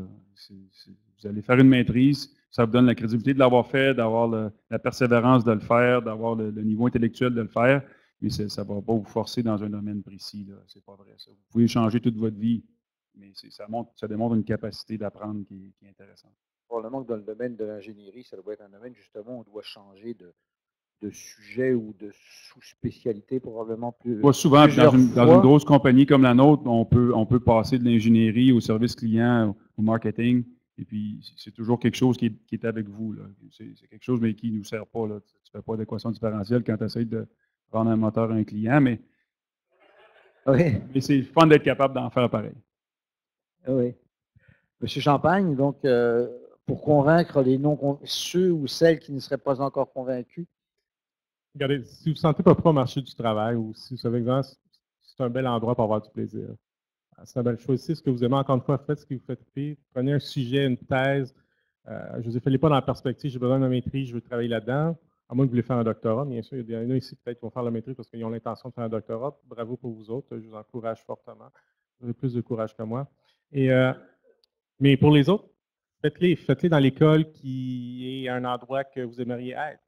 Je veux dire, au Canada, on ne parle pas ici quand même d'investissement énorme encore, même si c'est quand même un investissement important, mais donc au moins ça vous. C'est pas 2 années à perdre et à tourner en rond à essayer de savoir ce que vous voulez faire de votre vie. C'est 2 années que ça vous permet de triper, souvent de vous intéresser à quelque chose de particulier, à aller plus loin dans ce que vous voulez faire. Ça vous permet aussi, souvent la maîtrise, on s'entend Moi, quand je sais pas. Moi, quand je fais une maîtrise, j'ai quand même pas mal plus de temps libre que quand j'ai fait mon bac. Ça m'a permis de faire beaucoup d'autres choses à côté. Ça m'a permis d'être dans une société étudiante. Ça m'a permis de vraiment participer à la vie sociale de l'école beaucoup plus, ce qui a aussi beaucoup de valeur. Mais en bout de ligne, ça, faites-le parce que c'est trippant pour vous autres. Sinon, si vous faites parce que il faut que je fasse une maîtrise, non. Il faut que vous trippiez. Puis si vous n'aimez pas votre directeur de thèse, changez. Si vous n'aimez pas votre école, changez d'école. Si vous n'aimez pas votre sujet, changez de sujet. Faites-les rapidement, mais faites-les pas dire il faut que je termine. Puis c'est comme j'aime pas ça, mais il paraît que ça va être payant plus tard. Regarde, vous êtes en STEM. Vous êtes probablement ce qui est de l'avenir. Donc, Science, Technology, Engineering and Maths. C'est ce qui est vraiment le plus important. Puis c'est ce qu'on voit au domaine de l'emploi. Nous, en tout cas, chez Deloitte, ce qu'on voit dans les perspectives d'emploi comme étant le plus important. Puis les gens qui vont réussir à mieux le réussir, c'est les gens qui sont en STEM. Vous êtes déjà en STEM, ça fait que même si vous n'avez pas toujours la première job en partant, vous êtes quand même bien orienté pour l'avenir.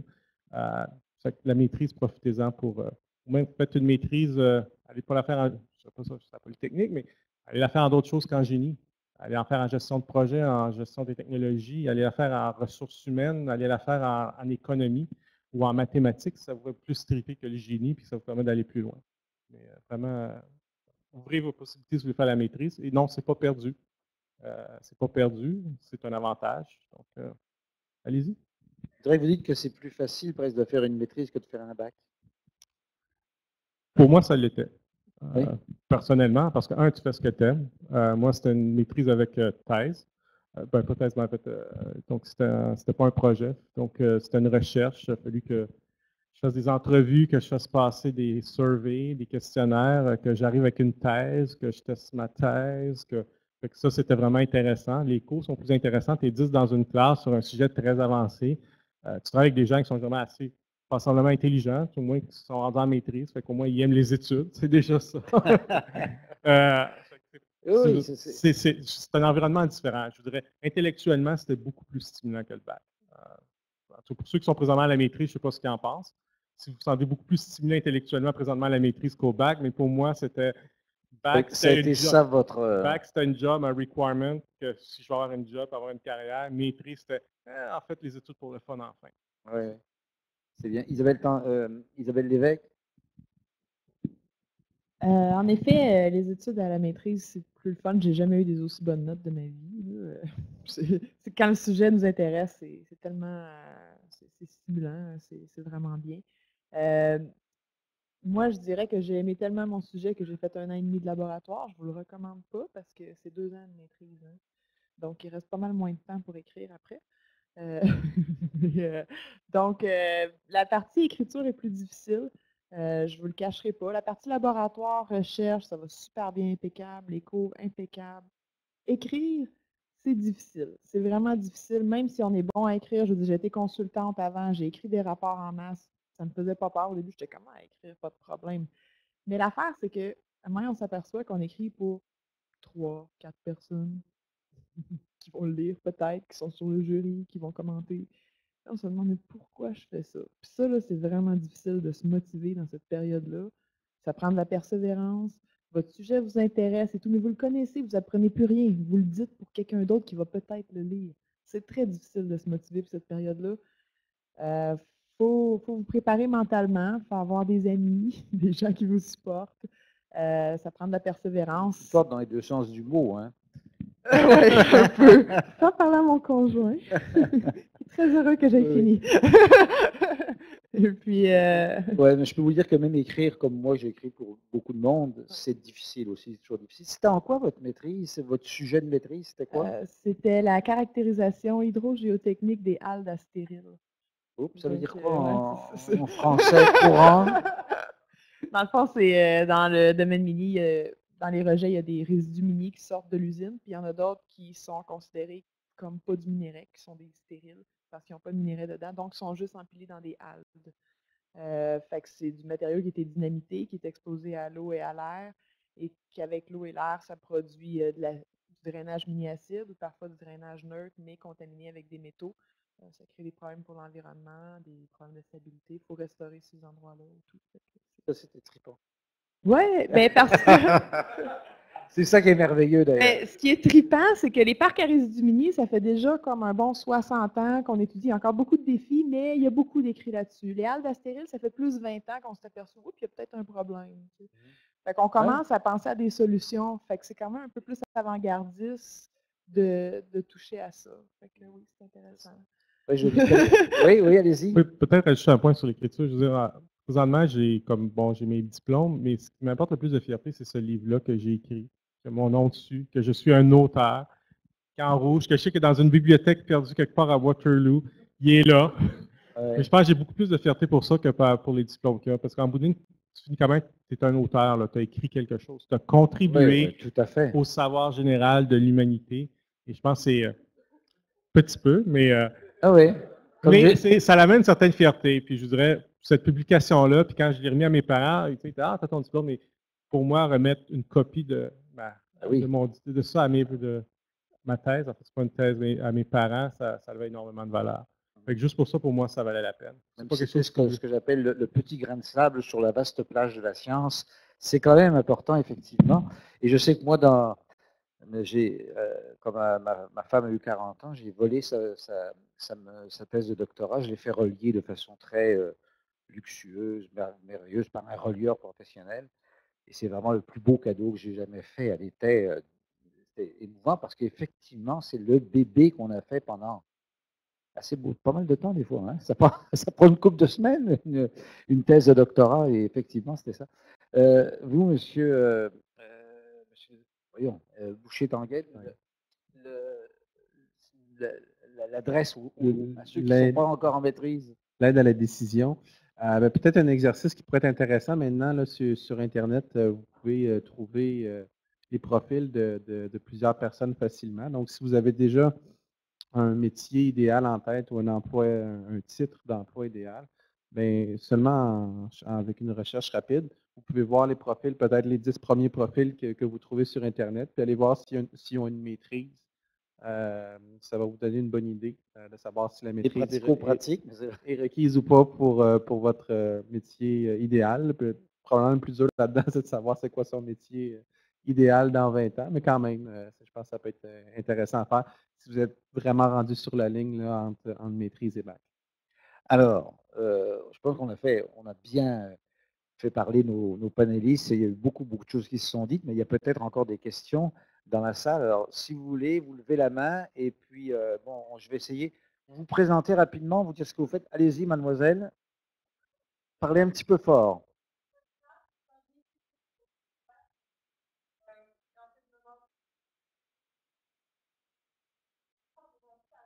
Oui.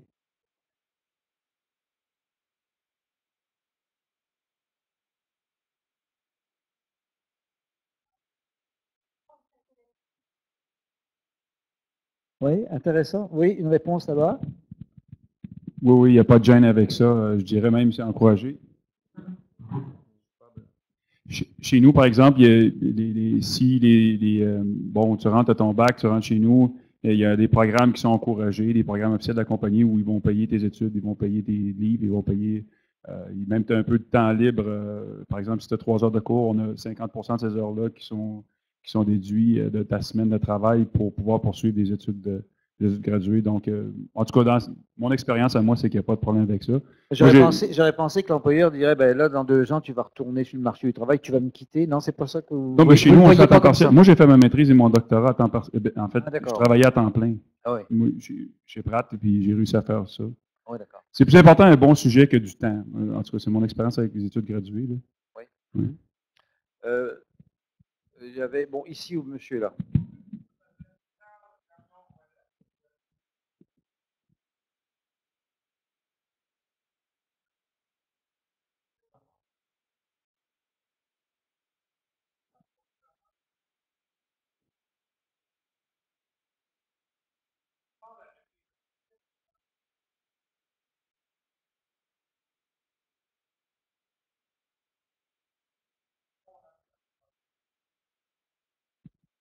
Donc, le doctorat est aussi une option, c'est certainement. C'est la table ronde l'année prochaine qu'on va faire. Là.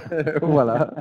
Moi, je vous dirais que pour rester en technique, ça, c'est plus au quotidien dans votre carrière. Donc, en génie, il y a souvent des postes de direction ou avancés qui sont reliés à la technique. Et donc, c'est de mentionner à vos superviseurs tout au long de votre carrière que vous voulez vous en aller dans cette direction-là. Vous pouvez le mentionner à votre première entrevue suite à votre maîtrise pour votre premier emploi. Si vous dites, dans ma tête, c'est fait, moi, je veux rester technique toute ma vie, c'est ça qu'on cherche, ça va être un atout. Et puis, que l'emploi soit disponible dans l'entreprise, en effet. Monsieur?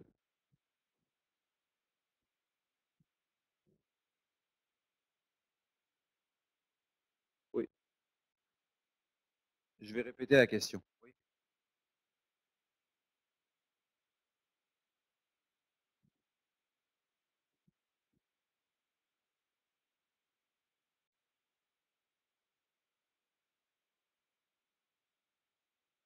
Alors la question, quelle est la différence entre une maîtrise recherche et une maîtrise courte ou professionnelle, c'est ça, hein? Qui veut répondre ici? Peut-être rapidement avant de passer la... Oui, peut-être plusieurs réponses intéressantes à ça, oui.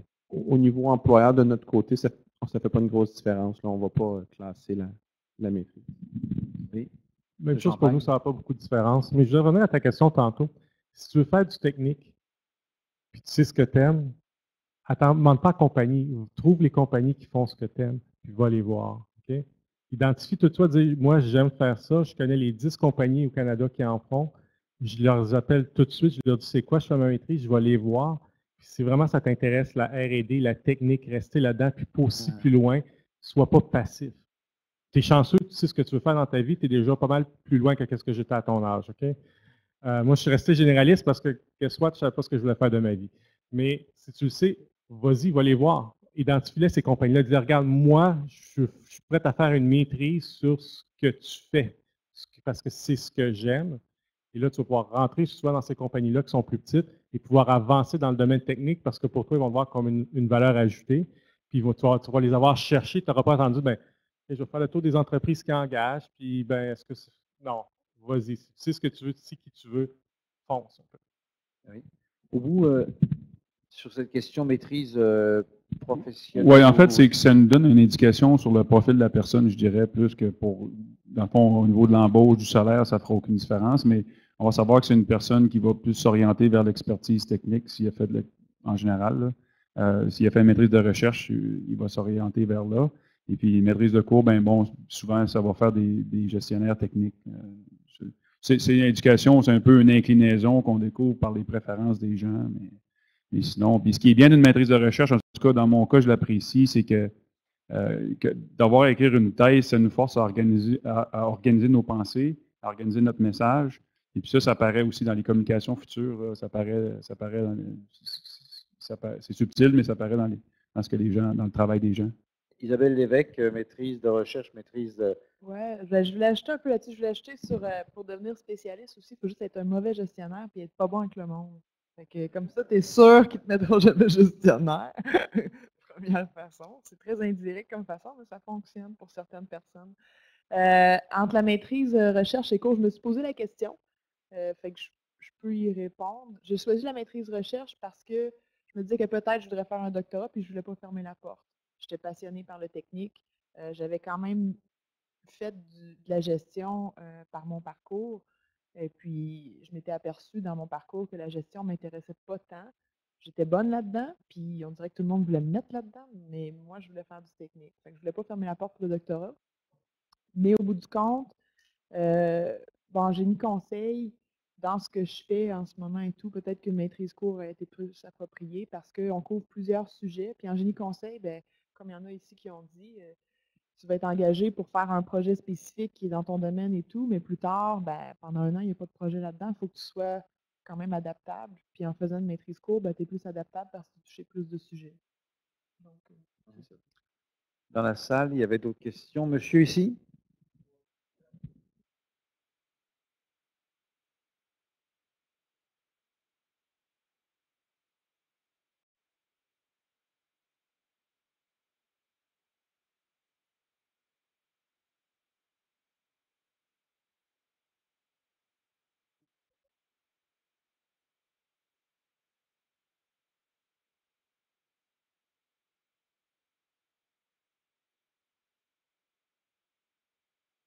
Donc, est-ce qu'il faut faire une maîtrise après le bac, c'est ça?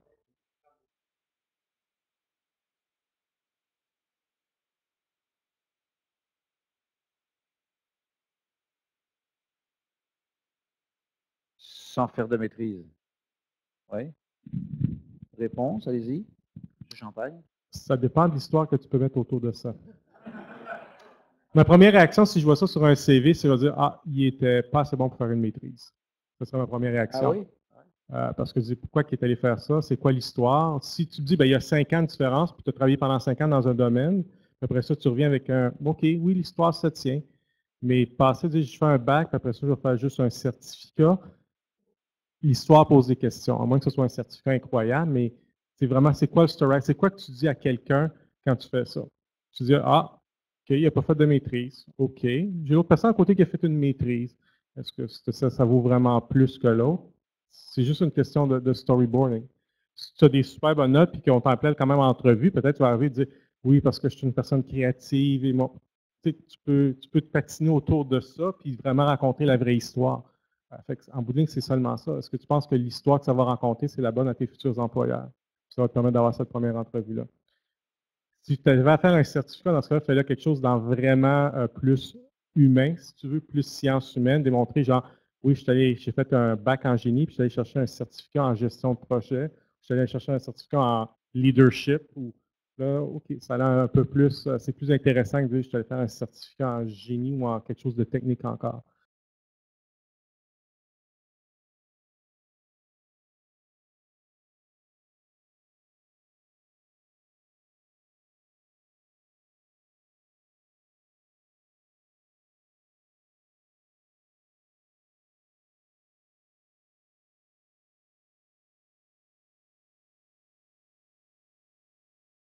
Madame au bout.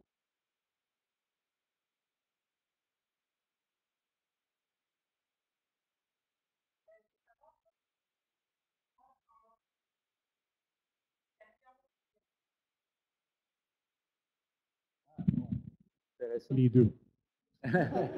Regarde, c'est une implication des bonnes notes. Ça va dépendre de l'année. Je te dirais, l'implication, c'est toujours bien. Dans mon domaine, c'est toujours bien vu. Si tu as pris un rôle de président, tu as pris un rôle de communication, tu as fait du travail volontaire, c'est toujours des choses qui sont bien vues. Laver des petits oiseaux avec du pétrole. Exactement. Mais Ou des choses diriger comme ça, des gens qui lavaient du oiseau. Tu dis, oh wow, cette personne-là est incroyable. Mais si tu arrives, tu as fait ça, mais qu'en bout de ligne, tu as fini avec 1,75 sur 4, on va se dire, ouais, peut-être que ses priorités ne sont pas à bonne place. Mais, je veux dire, si ça t'a permis quand même d'avoir un 3 sur 4 ou un 3,5 sur 4, oui, versus la personne qui a eu 4. Je ne sais pas si c'est encore sur 4 les points. À l'époque, c'était sur 4. Parce qu'il y a des endroits, c'est 4.5. 4.5. 4.3 des fois. Oui, bon, donc. Ils avaient un vieux système, dans le temps, c'était sur 100, puis c'était simple. Enfin, bref. Mais l'implication devient importante. Je dirais, c'est quelque chose qu'on regarde, nous. On regarde parce que ça nous permet d'avoir une personne, c'est une personne qui est plus complète. On ne cherche pas des. Bon, si on en engage quand même, on ne cherche pas nécessairement des nerds ou des geeks. OK? On cherche des gens que, encore là, pourquoi que nous, on va les présenter aux clients. La personne ne parlera pas nécessairement au client, il faut qu'elle crée des relations. Si quelqu'un se présente en entrevue et il n'y a aucune personnalité ou capacité à créer un lien à l'intérieur de 5 minutes avec la personne en face de lui ou d'elle, ça ne marchera pas. Mais je dirais que tu as une maîtrise, présidence ou 4.0 de moyenne, c'est sûr qu'on va regarder et dire, oh, ce CV-là a quelque chose. On va lire un peu plus longtemps, plutôt que de passer 10 secondes à le regarder comme on fait en moyenne sur quand on reçoit une pile de CV. Mais lui, on va y arrêter un peu plus, puis il va aller dans la file qu'on va regarder une deuxième fois. Puis là, on va regarder, bon, mais là, j'ai quelqu'un, je peux en interviewer une dizaine, puis j'ai 4 personnes qui ont président plus grosse moyenne, mais peut-être que là, cette année-là, juste avoir un ou l'autre, ça ne sera pas suffisant. Parce que peu importe la raison. Vous avez l'air d'opiner du chef ou enfin. Ben, il faut aider, là, mais la priorité, c'est les notes. Vous êtes dans le monde académique, là, ayez des bonnes notes. En tout cas, dans mon cas, ou dans notre cas, là, on va récompenser ceux qui ont des bons résultats. Mais c'est bien d'être impliqué aussi. Là. On aime beaucoup l'entre-gens aussi, mais il faut quand même pas que les aubes, il faut pas que les aubes craquent parce que. Entre quelqu'un qui a 4.3 sur 4.3, mais qui est complètement nul en relations sociales, puis quelqu'un qui a 4 ou 3.9 puis qui est bon en relations. OK, bon, ben là, on est dans les nuances. Là, on est dans les nuances. Bon, ça veut dire qu'il faut avoir des bonnes notes. Oh, oui. La priorité, c'est les notes. Là. Oui, quand même. Dans la salle? En général, il faut quand même avoir une certaine moyenne. On ne prendra pas des gens qui n'ont pas un minimum d'une moyenne. C'est certain. Je veux dire, une personne en bas de 3, le CV risque de se retrouver tout de suite sur le côté. Mais passer à un certain niveau, c'est wide open. En bas de 3, de toute façon, tu ne rentres pas en maîtrise, je pense, de toute façon. Monsieur?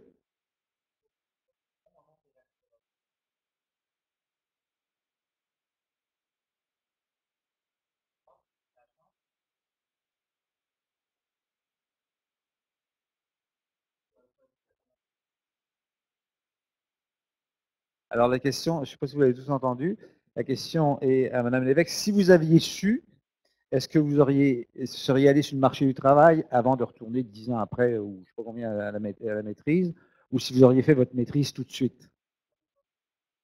Oui.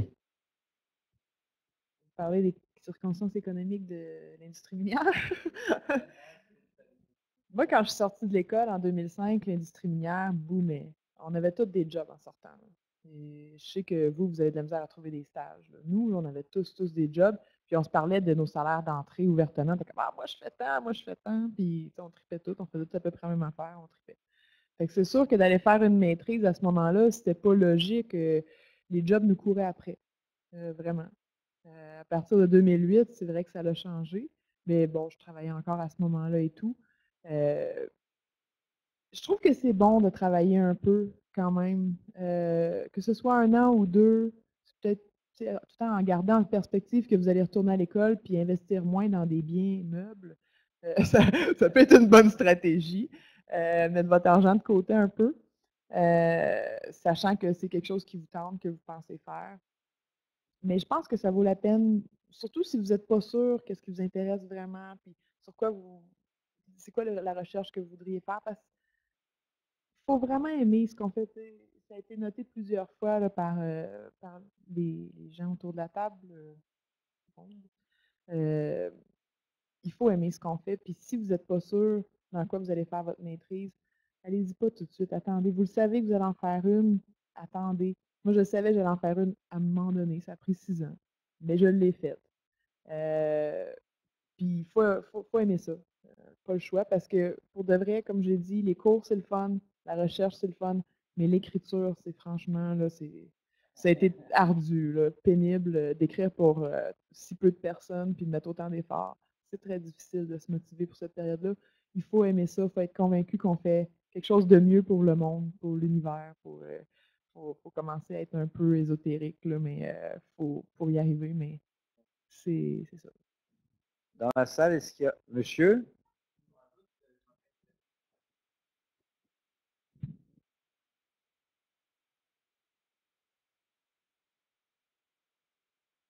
Vous entendez, au fond, retour aux études après 11 ans de travail, il termine sa maîtrise.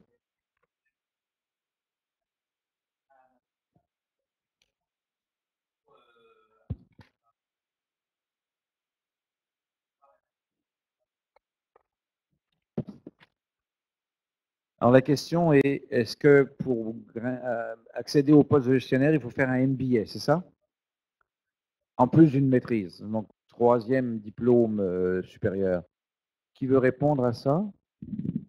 Monsieur, oui? Ben, je dirais que non. En tout cas, ça a été là, une grosse mode, là, je dirais, il y a 10-15 ans, là, les MBA. Mais maintenant, je pense que déjà, tu as fait une maîtrise, ça t'a donné la crédibilité que tu as. Le reste, c'est ta performance. Ça va être ta performance si tu livres les résultats, si tu obtiens ce que tu veux. Bon, tu vends ou en tout cas, peu importe ce que tu as à livrer, mais tu arrives à livrer. Je pense que ça va faire le travail. Mais c'est la même chose, un MBA, je dirais, si tu as le goût de le faire, tu le fais. Mais ça, c'est bon d'avoir acquis un peu d'expérience aussi. Parce que ça te permet de rencontrer des gens d'autres industries aussi. Je pense que c'est bien après, mais c'est bon d'avoir travaillé un peu avant.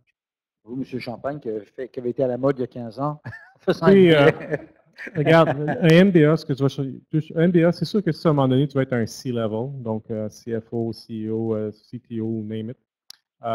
Oui, mais on appelle ça un MBA exécutif, puis ça se paye, puis ça se fait, puis regarde, c'est pas un problème. Si tu es capable de te rendre là, tu vas le faire, tu vas prendre l'année, puis tu vas pouvoir te payer super belle université pour faire ton executive MBA. Au MBA, ce que tu vas chercher, c'est les relations, c'est le réseau. Ce n'est pas essentiel, dépendamment des compagnies dans lesquelles tu travailles. En consultation, plus. En génie conseil, beaucoup moins, probablement, je crois. Mais moi, en technologie, un MBA pour monter, quand j'étais dans des petites compagnies de techno, pas vraiment. Ce n'est pas essentiel. Mais une des choses, quand tu vas faire ton MBA, le but, c'est de développer ton réseau. Le but, c'est de développer des gens d'affaires. C'est pour ça que tu le fais après avoir déjà travaillé le plus possible, pour qu'après ça, dire, ben là, je connais lui, je connais lui, je connais lui, parce que c'est vraiment ça l'objectif. Puis pourquoi que les meilleurs MBA, je veux dire, les grandes écoles, pourtant, l'enseignement qui est important, c'est que tu prends tous les gens qui sont les meilleurs, puis qui viennent avec de l'argent, puis qui viennent de ci, de ça, puis tu les mets dans le même endroit. Tu crées un réseau incroyable. Puis le MBA est bâti pour vraiment travail d'équipe, puis vraiment développer ce réseau-là. Donc, c'est un peu différent. Je dirais que c'est comme c'est juste des cours, puis c'était très opposé comparativement à ma maîtrise que j'ai faite en management science, qui était beaucoup plus technique. Là, c'est vraiment rencontrer du monde. Et là, tu vas vraiment chercher la petite lettre MBA. Est-ce que ça a la même valeur qu'avant? Non. De plus en plus, les gens questionnent l'investissement, particulièrement aux États-Unis. Mais encore là, je veux dire, un MBA, c'est tellement cheap ici au Québec, en particulier au Canada, que, regarde, au prix que ça te coûte pour aller chercher ça. Puis c'est un avantage que vous avez. Je veux dire, vous n'avez pas à regarder votre maîtrise ou votre MBA comme étant un investissement. À part l'opportunity cost du salaire que vous allez perdre sur les 2 ans. Moi, quand j'étais aux États-Unis, j'ai engagé des gens avec des maîtrises aux États-Unis. Pour eux, c'est vraiment un investissement. Pour eux, l'école à laquelle tu viens, c'est important. J'ai engagé un gars qui est allé à Purdue parce qu'il savait que son return on investment était plus important que s'il allait faire sa maîtrise dans un autre college. Mais ici, regarde, c'est combien de MBA? 1000 par session? Tu sais, regardez, c'est tellement. C'est pas une question que vous êtes chanceux, c'est pas un critère, une question que vous avez posée. Est-ce que je fais un bon investissement? Pour certains, particulièrement aux États-Unis, c'est une question, est-ce que je fais un bon investissement en faisant ma MBA ou ma maîtrise? C'est une chance, profitez-en. C'est pas cher. C'est le fun. Isabelle Lévesque, vous êtes emparé du micro pour nous annoncer que vous retourniez au MBA, c'est ça? Non, pas vraiment. Je ne suis pas prête mentalement. Mais en même temps, je vous dirais, gardez-vous-en un peu parce qu'il y a la formation professionnelle avec l'OEQ. Ils se forment en 4 pour vous vendre des cours de leadership, de gestion de projet, de plein d'affaires. Il faut que vous faites 30 heures aux 2 ans. Fait que, tu sais, gardez-en pour ça. Si vous faites tout avant, ben, vous n'aurez plus à faire. Puis là, vous allez avoir des problèmes de faire votre formation obligatoire. Donc, gardez-en un peu pour ça. Puis, gestionnaire, je pense que c'est des soft skills. Ça s'apprend dans les formations en dehors. Ça s'apprend aussi. Il y a le PMI, le PMP qui est très populaire, qui est en train quasiment de remplacer le MBA pour la gestion de projet, en tout cas en ingénierie, c'est assez populaire. Moi, je vous dirais, gardez-en un peu pour votre formation obligatoire.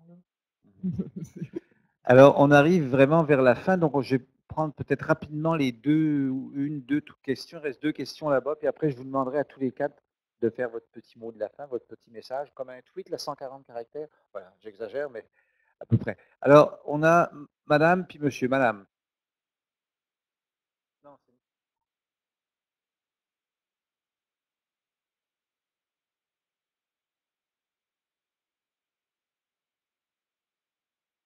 La question que ne veut pas entendre le directeur des études ici, est-ce qu'aller faire sa maîtrise ailleurs, c'est une bonne idée? Je vais répondre à celle-là. Encore là, je vais te dire, moi je le lis. Si j'ai ton CV puis je lis que tu as fait ton bac puis ta maîtrise en même place, ma première réaction, ça va avoir été OK, la personne a difficulté à sortir de son champ de confort. Elle reste dans une zone dans laquelle elle est confortable, un endroit qui reste confort. La personne qui va l'avoir fait à un endroit différent, la réaction c'est Ah, la personne était prête à voyager, aller ailleurs, elle a peut-être fait dans une autre langue. C'est sûr que c'est pas majeur, c'est pas genre oh wow, ça fait la différence entre j'engage une personne ou non, mais ça promet un petit edge, ça envoie un message, ça raconte une histoire un peu plus intéressante. Surtout si tu le fais dans une autre province, si tu le fais dans un autre pays, c'est encore mieux parce que ça raconte une histoire qui est intéressante. Regarde, j'ai fait mon bac là, mais j'ai pas eu peur de me rentrer dans un nouvel environnement où je connaissais personne, trouver des profs qui m'intéressaient, puis c'est une belle histoire. C'est une plus belle histoire que de l'avoir fait dans la même école. Est-ce que ça énorme différence? Non. Encore une fois, l'histoire est plus intéressante à regarder pour quelqu'un qui va engager parce que dans notre domaine, parce que ça raconte quelque chose sur la personne. La maîtrise, ça nous raconte un peu plus sur qui est la personne, quel genre de personne que c'est. Oui. Oui, c'est vrai que ça ajoute quelque chose à faire à l'extérieur. Je dirais que c'est pire quand tu fais les 3 diplômes, tu fais bac, maîtrise, doc à la même place. Là, ça a vraiment l'air que tu es vraiment attaché à ton école. Mais l'autre chose, c'est que si tu veux, puis le prof que tu aimes, puis le sujet que tu as, puis l'équipe de recherche, ils sont à Poly, ben reste à Poly.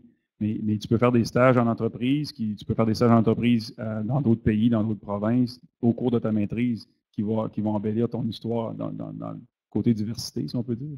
Mais fais-le où ça va bien aller pour toi, dans un bon environnement, ça va te permettre d'avoir des bonnes notes. Merci. Alors, il y avait une dernière question, c'est madame là-bas. Je peux-tu ajouter juste un petit truc? Oui. J'ai une amie qui a fait bac, maîtrise, doctorat, tout au même endroit. Par contre, elle a été faire des sessions ailleurs, au bac, à la maîtrise et au doctorat. Elle est rendue au postdoc, mais maintenant, elle décide de faire son postdoc à une autre université parce qu'elle, son objectif, c'est de devenir professeur. Dans cette optique-là, il faut qu'elle change un peu d'endroit.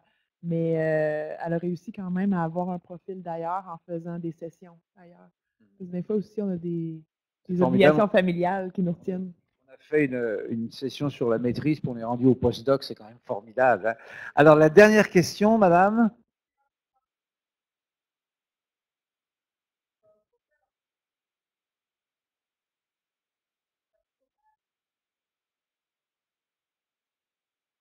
Alors, comment on vend à l'étranger une maîtrise québécoise, c'est ça? Ben moi, je peux vous dire, en parlant avec d'autres, que la maîtrise ici puis le doctorat sont plus longs qu'ailleurs. Donc, j'ai l'impression que ça a plus de valeur, mais des gens en Angleterre, c'est 2 ans un doctorat. C'est un peu hallucinant. Hein? Ouais, c'est ça que j'ai entendu de certaines personnes. Fait que je pense qu'on peut valoriser le temps qu'on passe à étudier puis la valeur que ça a. Je pense que. C'est 2 ans quand on travaille 160 heures par semaine. Alors, donc, est-ce qu'il y a une réponse à cette question? Comment est-ce qu'on peut vendre? Oui, M. Champagne? Bon, je vais parler juste de mon expérience américaine. Donc, j'étais aux États-Unis, j'avais une maîtrise de l'Université de Waterloo. Une chance qu'ils connaissaient l'Université de Waterloo, puis l'Université de Waterloo avait une réputation aux États-Unis. C'est la première fois que l'université de laquelle je venais avait un impact. Parce qu'ils disaient, à l'Université de Waterloo, on connaît, Microsoft engage beaucoup de gens de là, puis ça avait une certaine. Sinon, ça aurait été juste une maîtrise comme n'importe quel petit collège américain, pas un collège, n'importe quelle petite université, State University peut offrir comme maîtrise. Et ça, bon, il y en a quand même plusieurs. Fait que je dirais, d'où qu'elle venait, ça devenait important. L'école que les gens connaissent. Si tu vas en France, probablement qu'en France, ben, tu dis école polytechnique, ça sonne bien. École polytechnique aux États-Unis, c'est comme so. C'est pas nécessairement, ça n'a pas le même impact parce que c'est français. Ils disent Polytechnique France, non, Polytechnique Montréal, c'est quoi Polytechnique? Tu sais, ton histoire, tu as des choses à raconter, plus ton histoire, ça crée un doute, mais dès que tu racontes ton histoire, puis tu t'en sors quand même assez bien. Mais la maîtrise à l'Université de Waterloo avait bien perçu parce qu'il y a l'Université de Waterloo. Même chose si tu fais un MBA, c'est sûr que si ton intention c'est d'aller travailler dans certains pays, assure-toi que le MBA est bien connu dans ce pays-là aussi. Ça te donne un avantage sur quelqu'un. Encore là, c'est ton histoire, c'est comment tu racontes ton histoire. Souvent, c'est tu as la chance d'aller en entrevue, ça devient simple parce que ça se raconte bien. Ah oui, la maîtrise au Québec, ça prend plus de temps, puis je réussis à faire telle chose, puis là, ça devient très intéressant. Mais c'est sûr que, regardez, le monde de l'emploi, engager quelqu'un, c'est très superficiel. Il y a tellement de gens que tu reçois que tu t'appuies souvent sur des petites superficialités parce que tu n'as pas le choix. Tu trouves que tu discrimines quelque part et dépendamment du nombre de CV que tu reçois, mais la discrimination peut aller jusque-là. Alors, merci beaucoup. On est vraiment à la fin. Je vais demander à nos 4 panélistes de dire un petit mot de conclusion, le petit message avant de passer au moment très important qui est le tirage des prix de présence. Une petite conclusion. Je vais commencer avec vous, Monsieur Boucher-Tanguay, vos mots de conclusion après cette rencontre-là. Donc, vous avez, je pense, eu beaucoup d'informations aujourd'hui. Je pense que si vous regardez seulement du côté pratico-pratique, il y a beaucoup de cas où la maîtrise peut être intéressante. Idéalement, c'est d'avoir un plan, mais vous pouvez aussi le faire pour le cœur au niveau personnel. On voit les 2 options.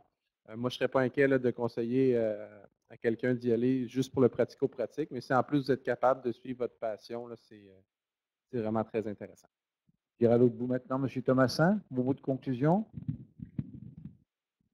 Je dirais juste le fait que vous soyez présent ici ce soir, ça veut dire que vous avez un intérêt, une forte inclinaison vers les études graduées. Puis, je vous dirais de y aller, de suivre votre instinct. Ça va vous donner une différenciation plus tard sur le marché du travail. Puis, si on regarde vraiment, si vous faites le bilan des avantages et des inconvénients, il y a beaucoup plus d'avantages que d'inconvénients à faire des études graduées. Isabelle Lévesque, votre mot de conclusion. Je ne sais pas trop. Je pense, allez-y avec votre guts. Essayez pas trop de budgéter et de planifier et tout. Essayez de voir c'est quoi votre vision de votre vie. Puis si la maîtrise s'aligne avec cette vision-là, ben go. C'est ça. Votre champagne? Je dis la même chose. Si vous pensez avoir du plaisir à le faire, allez-y, faites-le. Je pense que c'est avec votre guts. C'est quand même pas, comme je vous dis, c'est pas un gros investissement ici à le faire en termes monétaires. Vous n'avez pas à calculer et à vous endetter nécessairement tant plus que ça comparativement à d'autres endroits dans le monde. Fait que profitez-en. Si vous aimez les études, vous aimez la maîtrise, vous aimez votre école, go ahead, do it. Ce qui m'a frappé tout le temps, c'est effectivement, faites-le aussi beaucoup pour le plaisir, pour le fun d'apprendre, d'être sur les bancs de l'école, puis d'être avec des collègues avec qui on parle.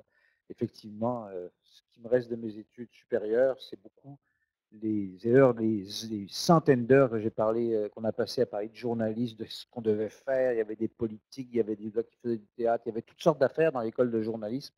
Et ce qui me reste le plus, c'est pas tellement les cours, mais c'est cette ambiance extraordinaire où pendant 3 ans, on a parlé de journalisme entre jeunes qui voulaient conquérir le monde du journalisme, qui l'ont fait un petit peu, mais pas trop. Alors voilà, merci beaucoup à vous 4. Vraiment, c'était très bien. Merci à vous.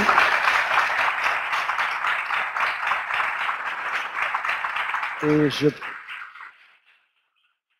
pense que c'est maintenant Mme Bourassa qui reprend la parole pour notamment tirer les prix de présence. Merci, M. Villedieu. Donc, comme j'ai été présentée, Mme Bourassa, Maud Bourassa, c'est moi qui vous ai envoyé de nombreux courriels et qui vous a sollicité pour venir assister à cette table ronde ce soir. Donc, merci énormément de votre présence. Je voulais remercier l'ensemble de nos panélistes qui, sans eux ce soir, l'activité n'aurait pas pu avoir lieu. M. Villedieu qui a su animer avec brio cette table ronde, qui a su faire ressortir les points saillants de l'argumentaire sur la valeur ajoutée d'une maîtrise en génie pour que vous puissiez confirmer votre décision d'avoir entamé une maîtrise ou peut-être pris la décision d'entamer une maîtrise dans les prochains mois ou dans les prochaines sessions. Et finalement, sans oublier, je voulais vous remercier de votre présence qui, sans vous, en fait, l'activité n'aurait pas eu lieu non plus, même si nos panélistes s'étaient déplacés. Donc, une bonne main d'applaudissements pour tous nos panélistes et pour vous.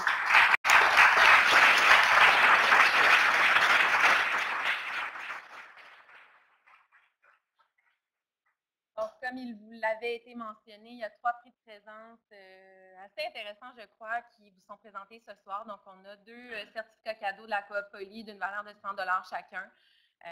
qui vous sont offerts gracieusement par le service du recrutement et comme grand prix de cette soirée, une bourse d'études de 500 $ applicable aux études supérieures, que vous soyez déjà inscrit aux études supérieures ou futurs étudiants, dans le cas d'une inscription future dans l'un de nos programmes de cycle supérieur.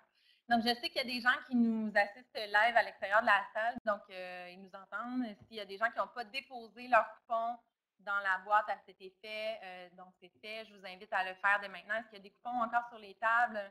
Il y en a un là. Donc, que tout le monde soit inscrit pour... Oui, il y avait 3 personnes à l'extérieur qui sont arrivées un petit peu en retard, donc on leur a permis d'assister à l'extérieur. Il n'y a pas une centaine de personnes. Donc, j'inviterai M. Dansereau, directeur des études supérieures, à faire piger nos panélistes. Donc, on a 3 prix à faire tirer. Donc, le premier pour un certificat cadeau de 100 $. Madame Lévesque.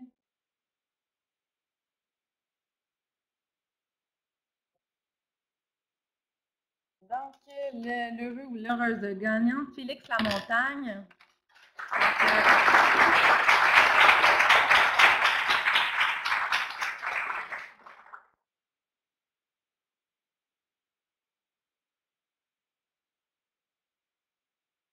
Alors, deuxième certificat cadeau.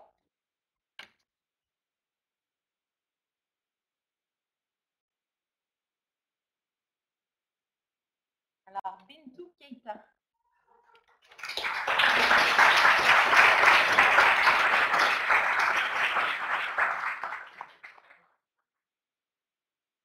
Troisième prix. Donc, la bourse de 500 $. Roulement de tambour.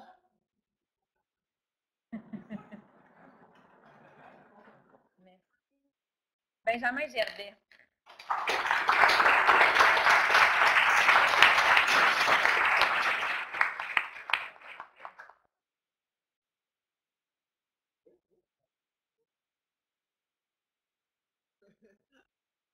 Et donc, s'il y a des gens qui ont encore des questions, je crois que nos panélistes sont disposés à rester encore quelques minutes. On a un petit goûter qui vous sera servi de ce côté à l'atrium. Vous pouvez laisser vos manteaux au vestiaire, donc on vous invite à passer de l'autre côté. Donc, petite coupe de vin, sandwich, petite bouteille.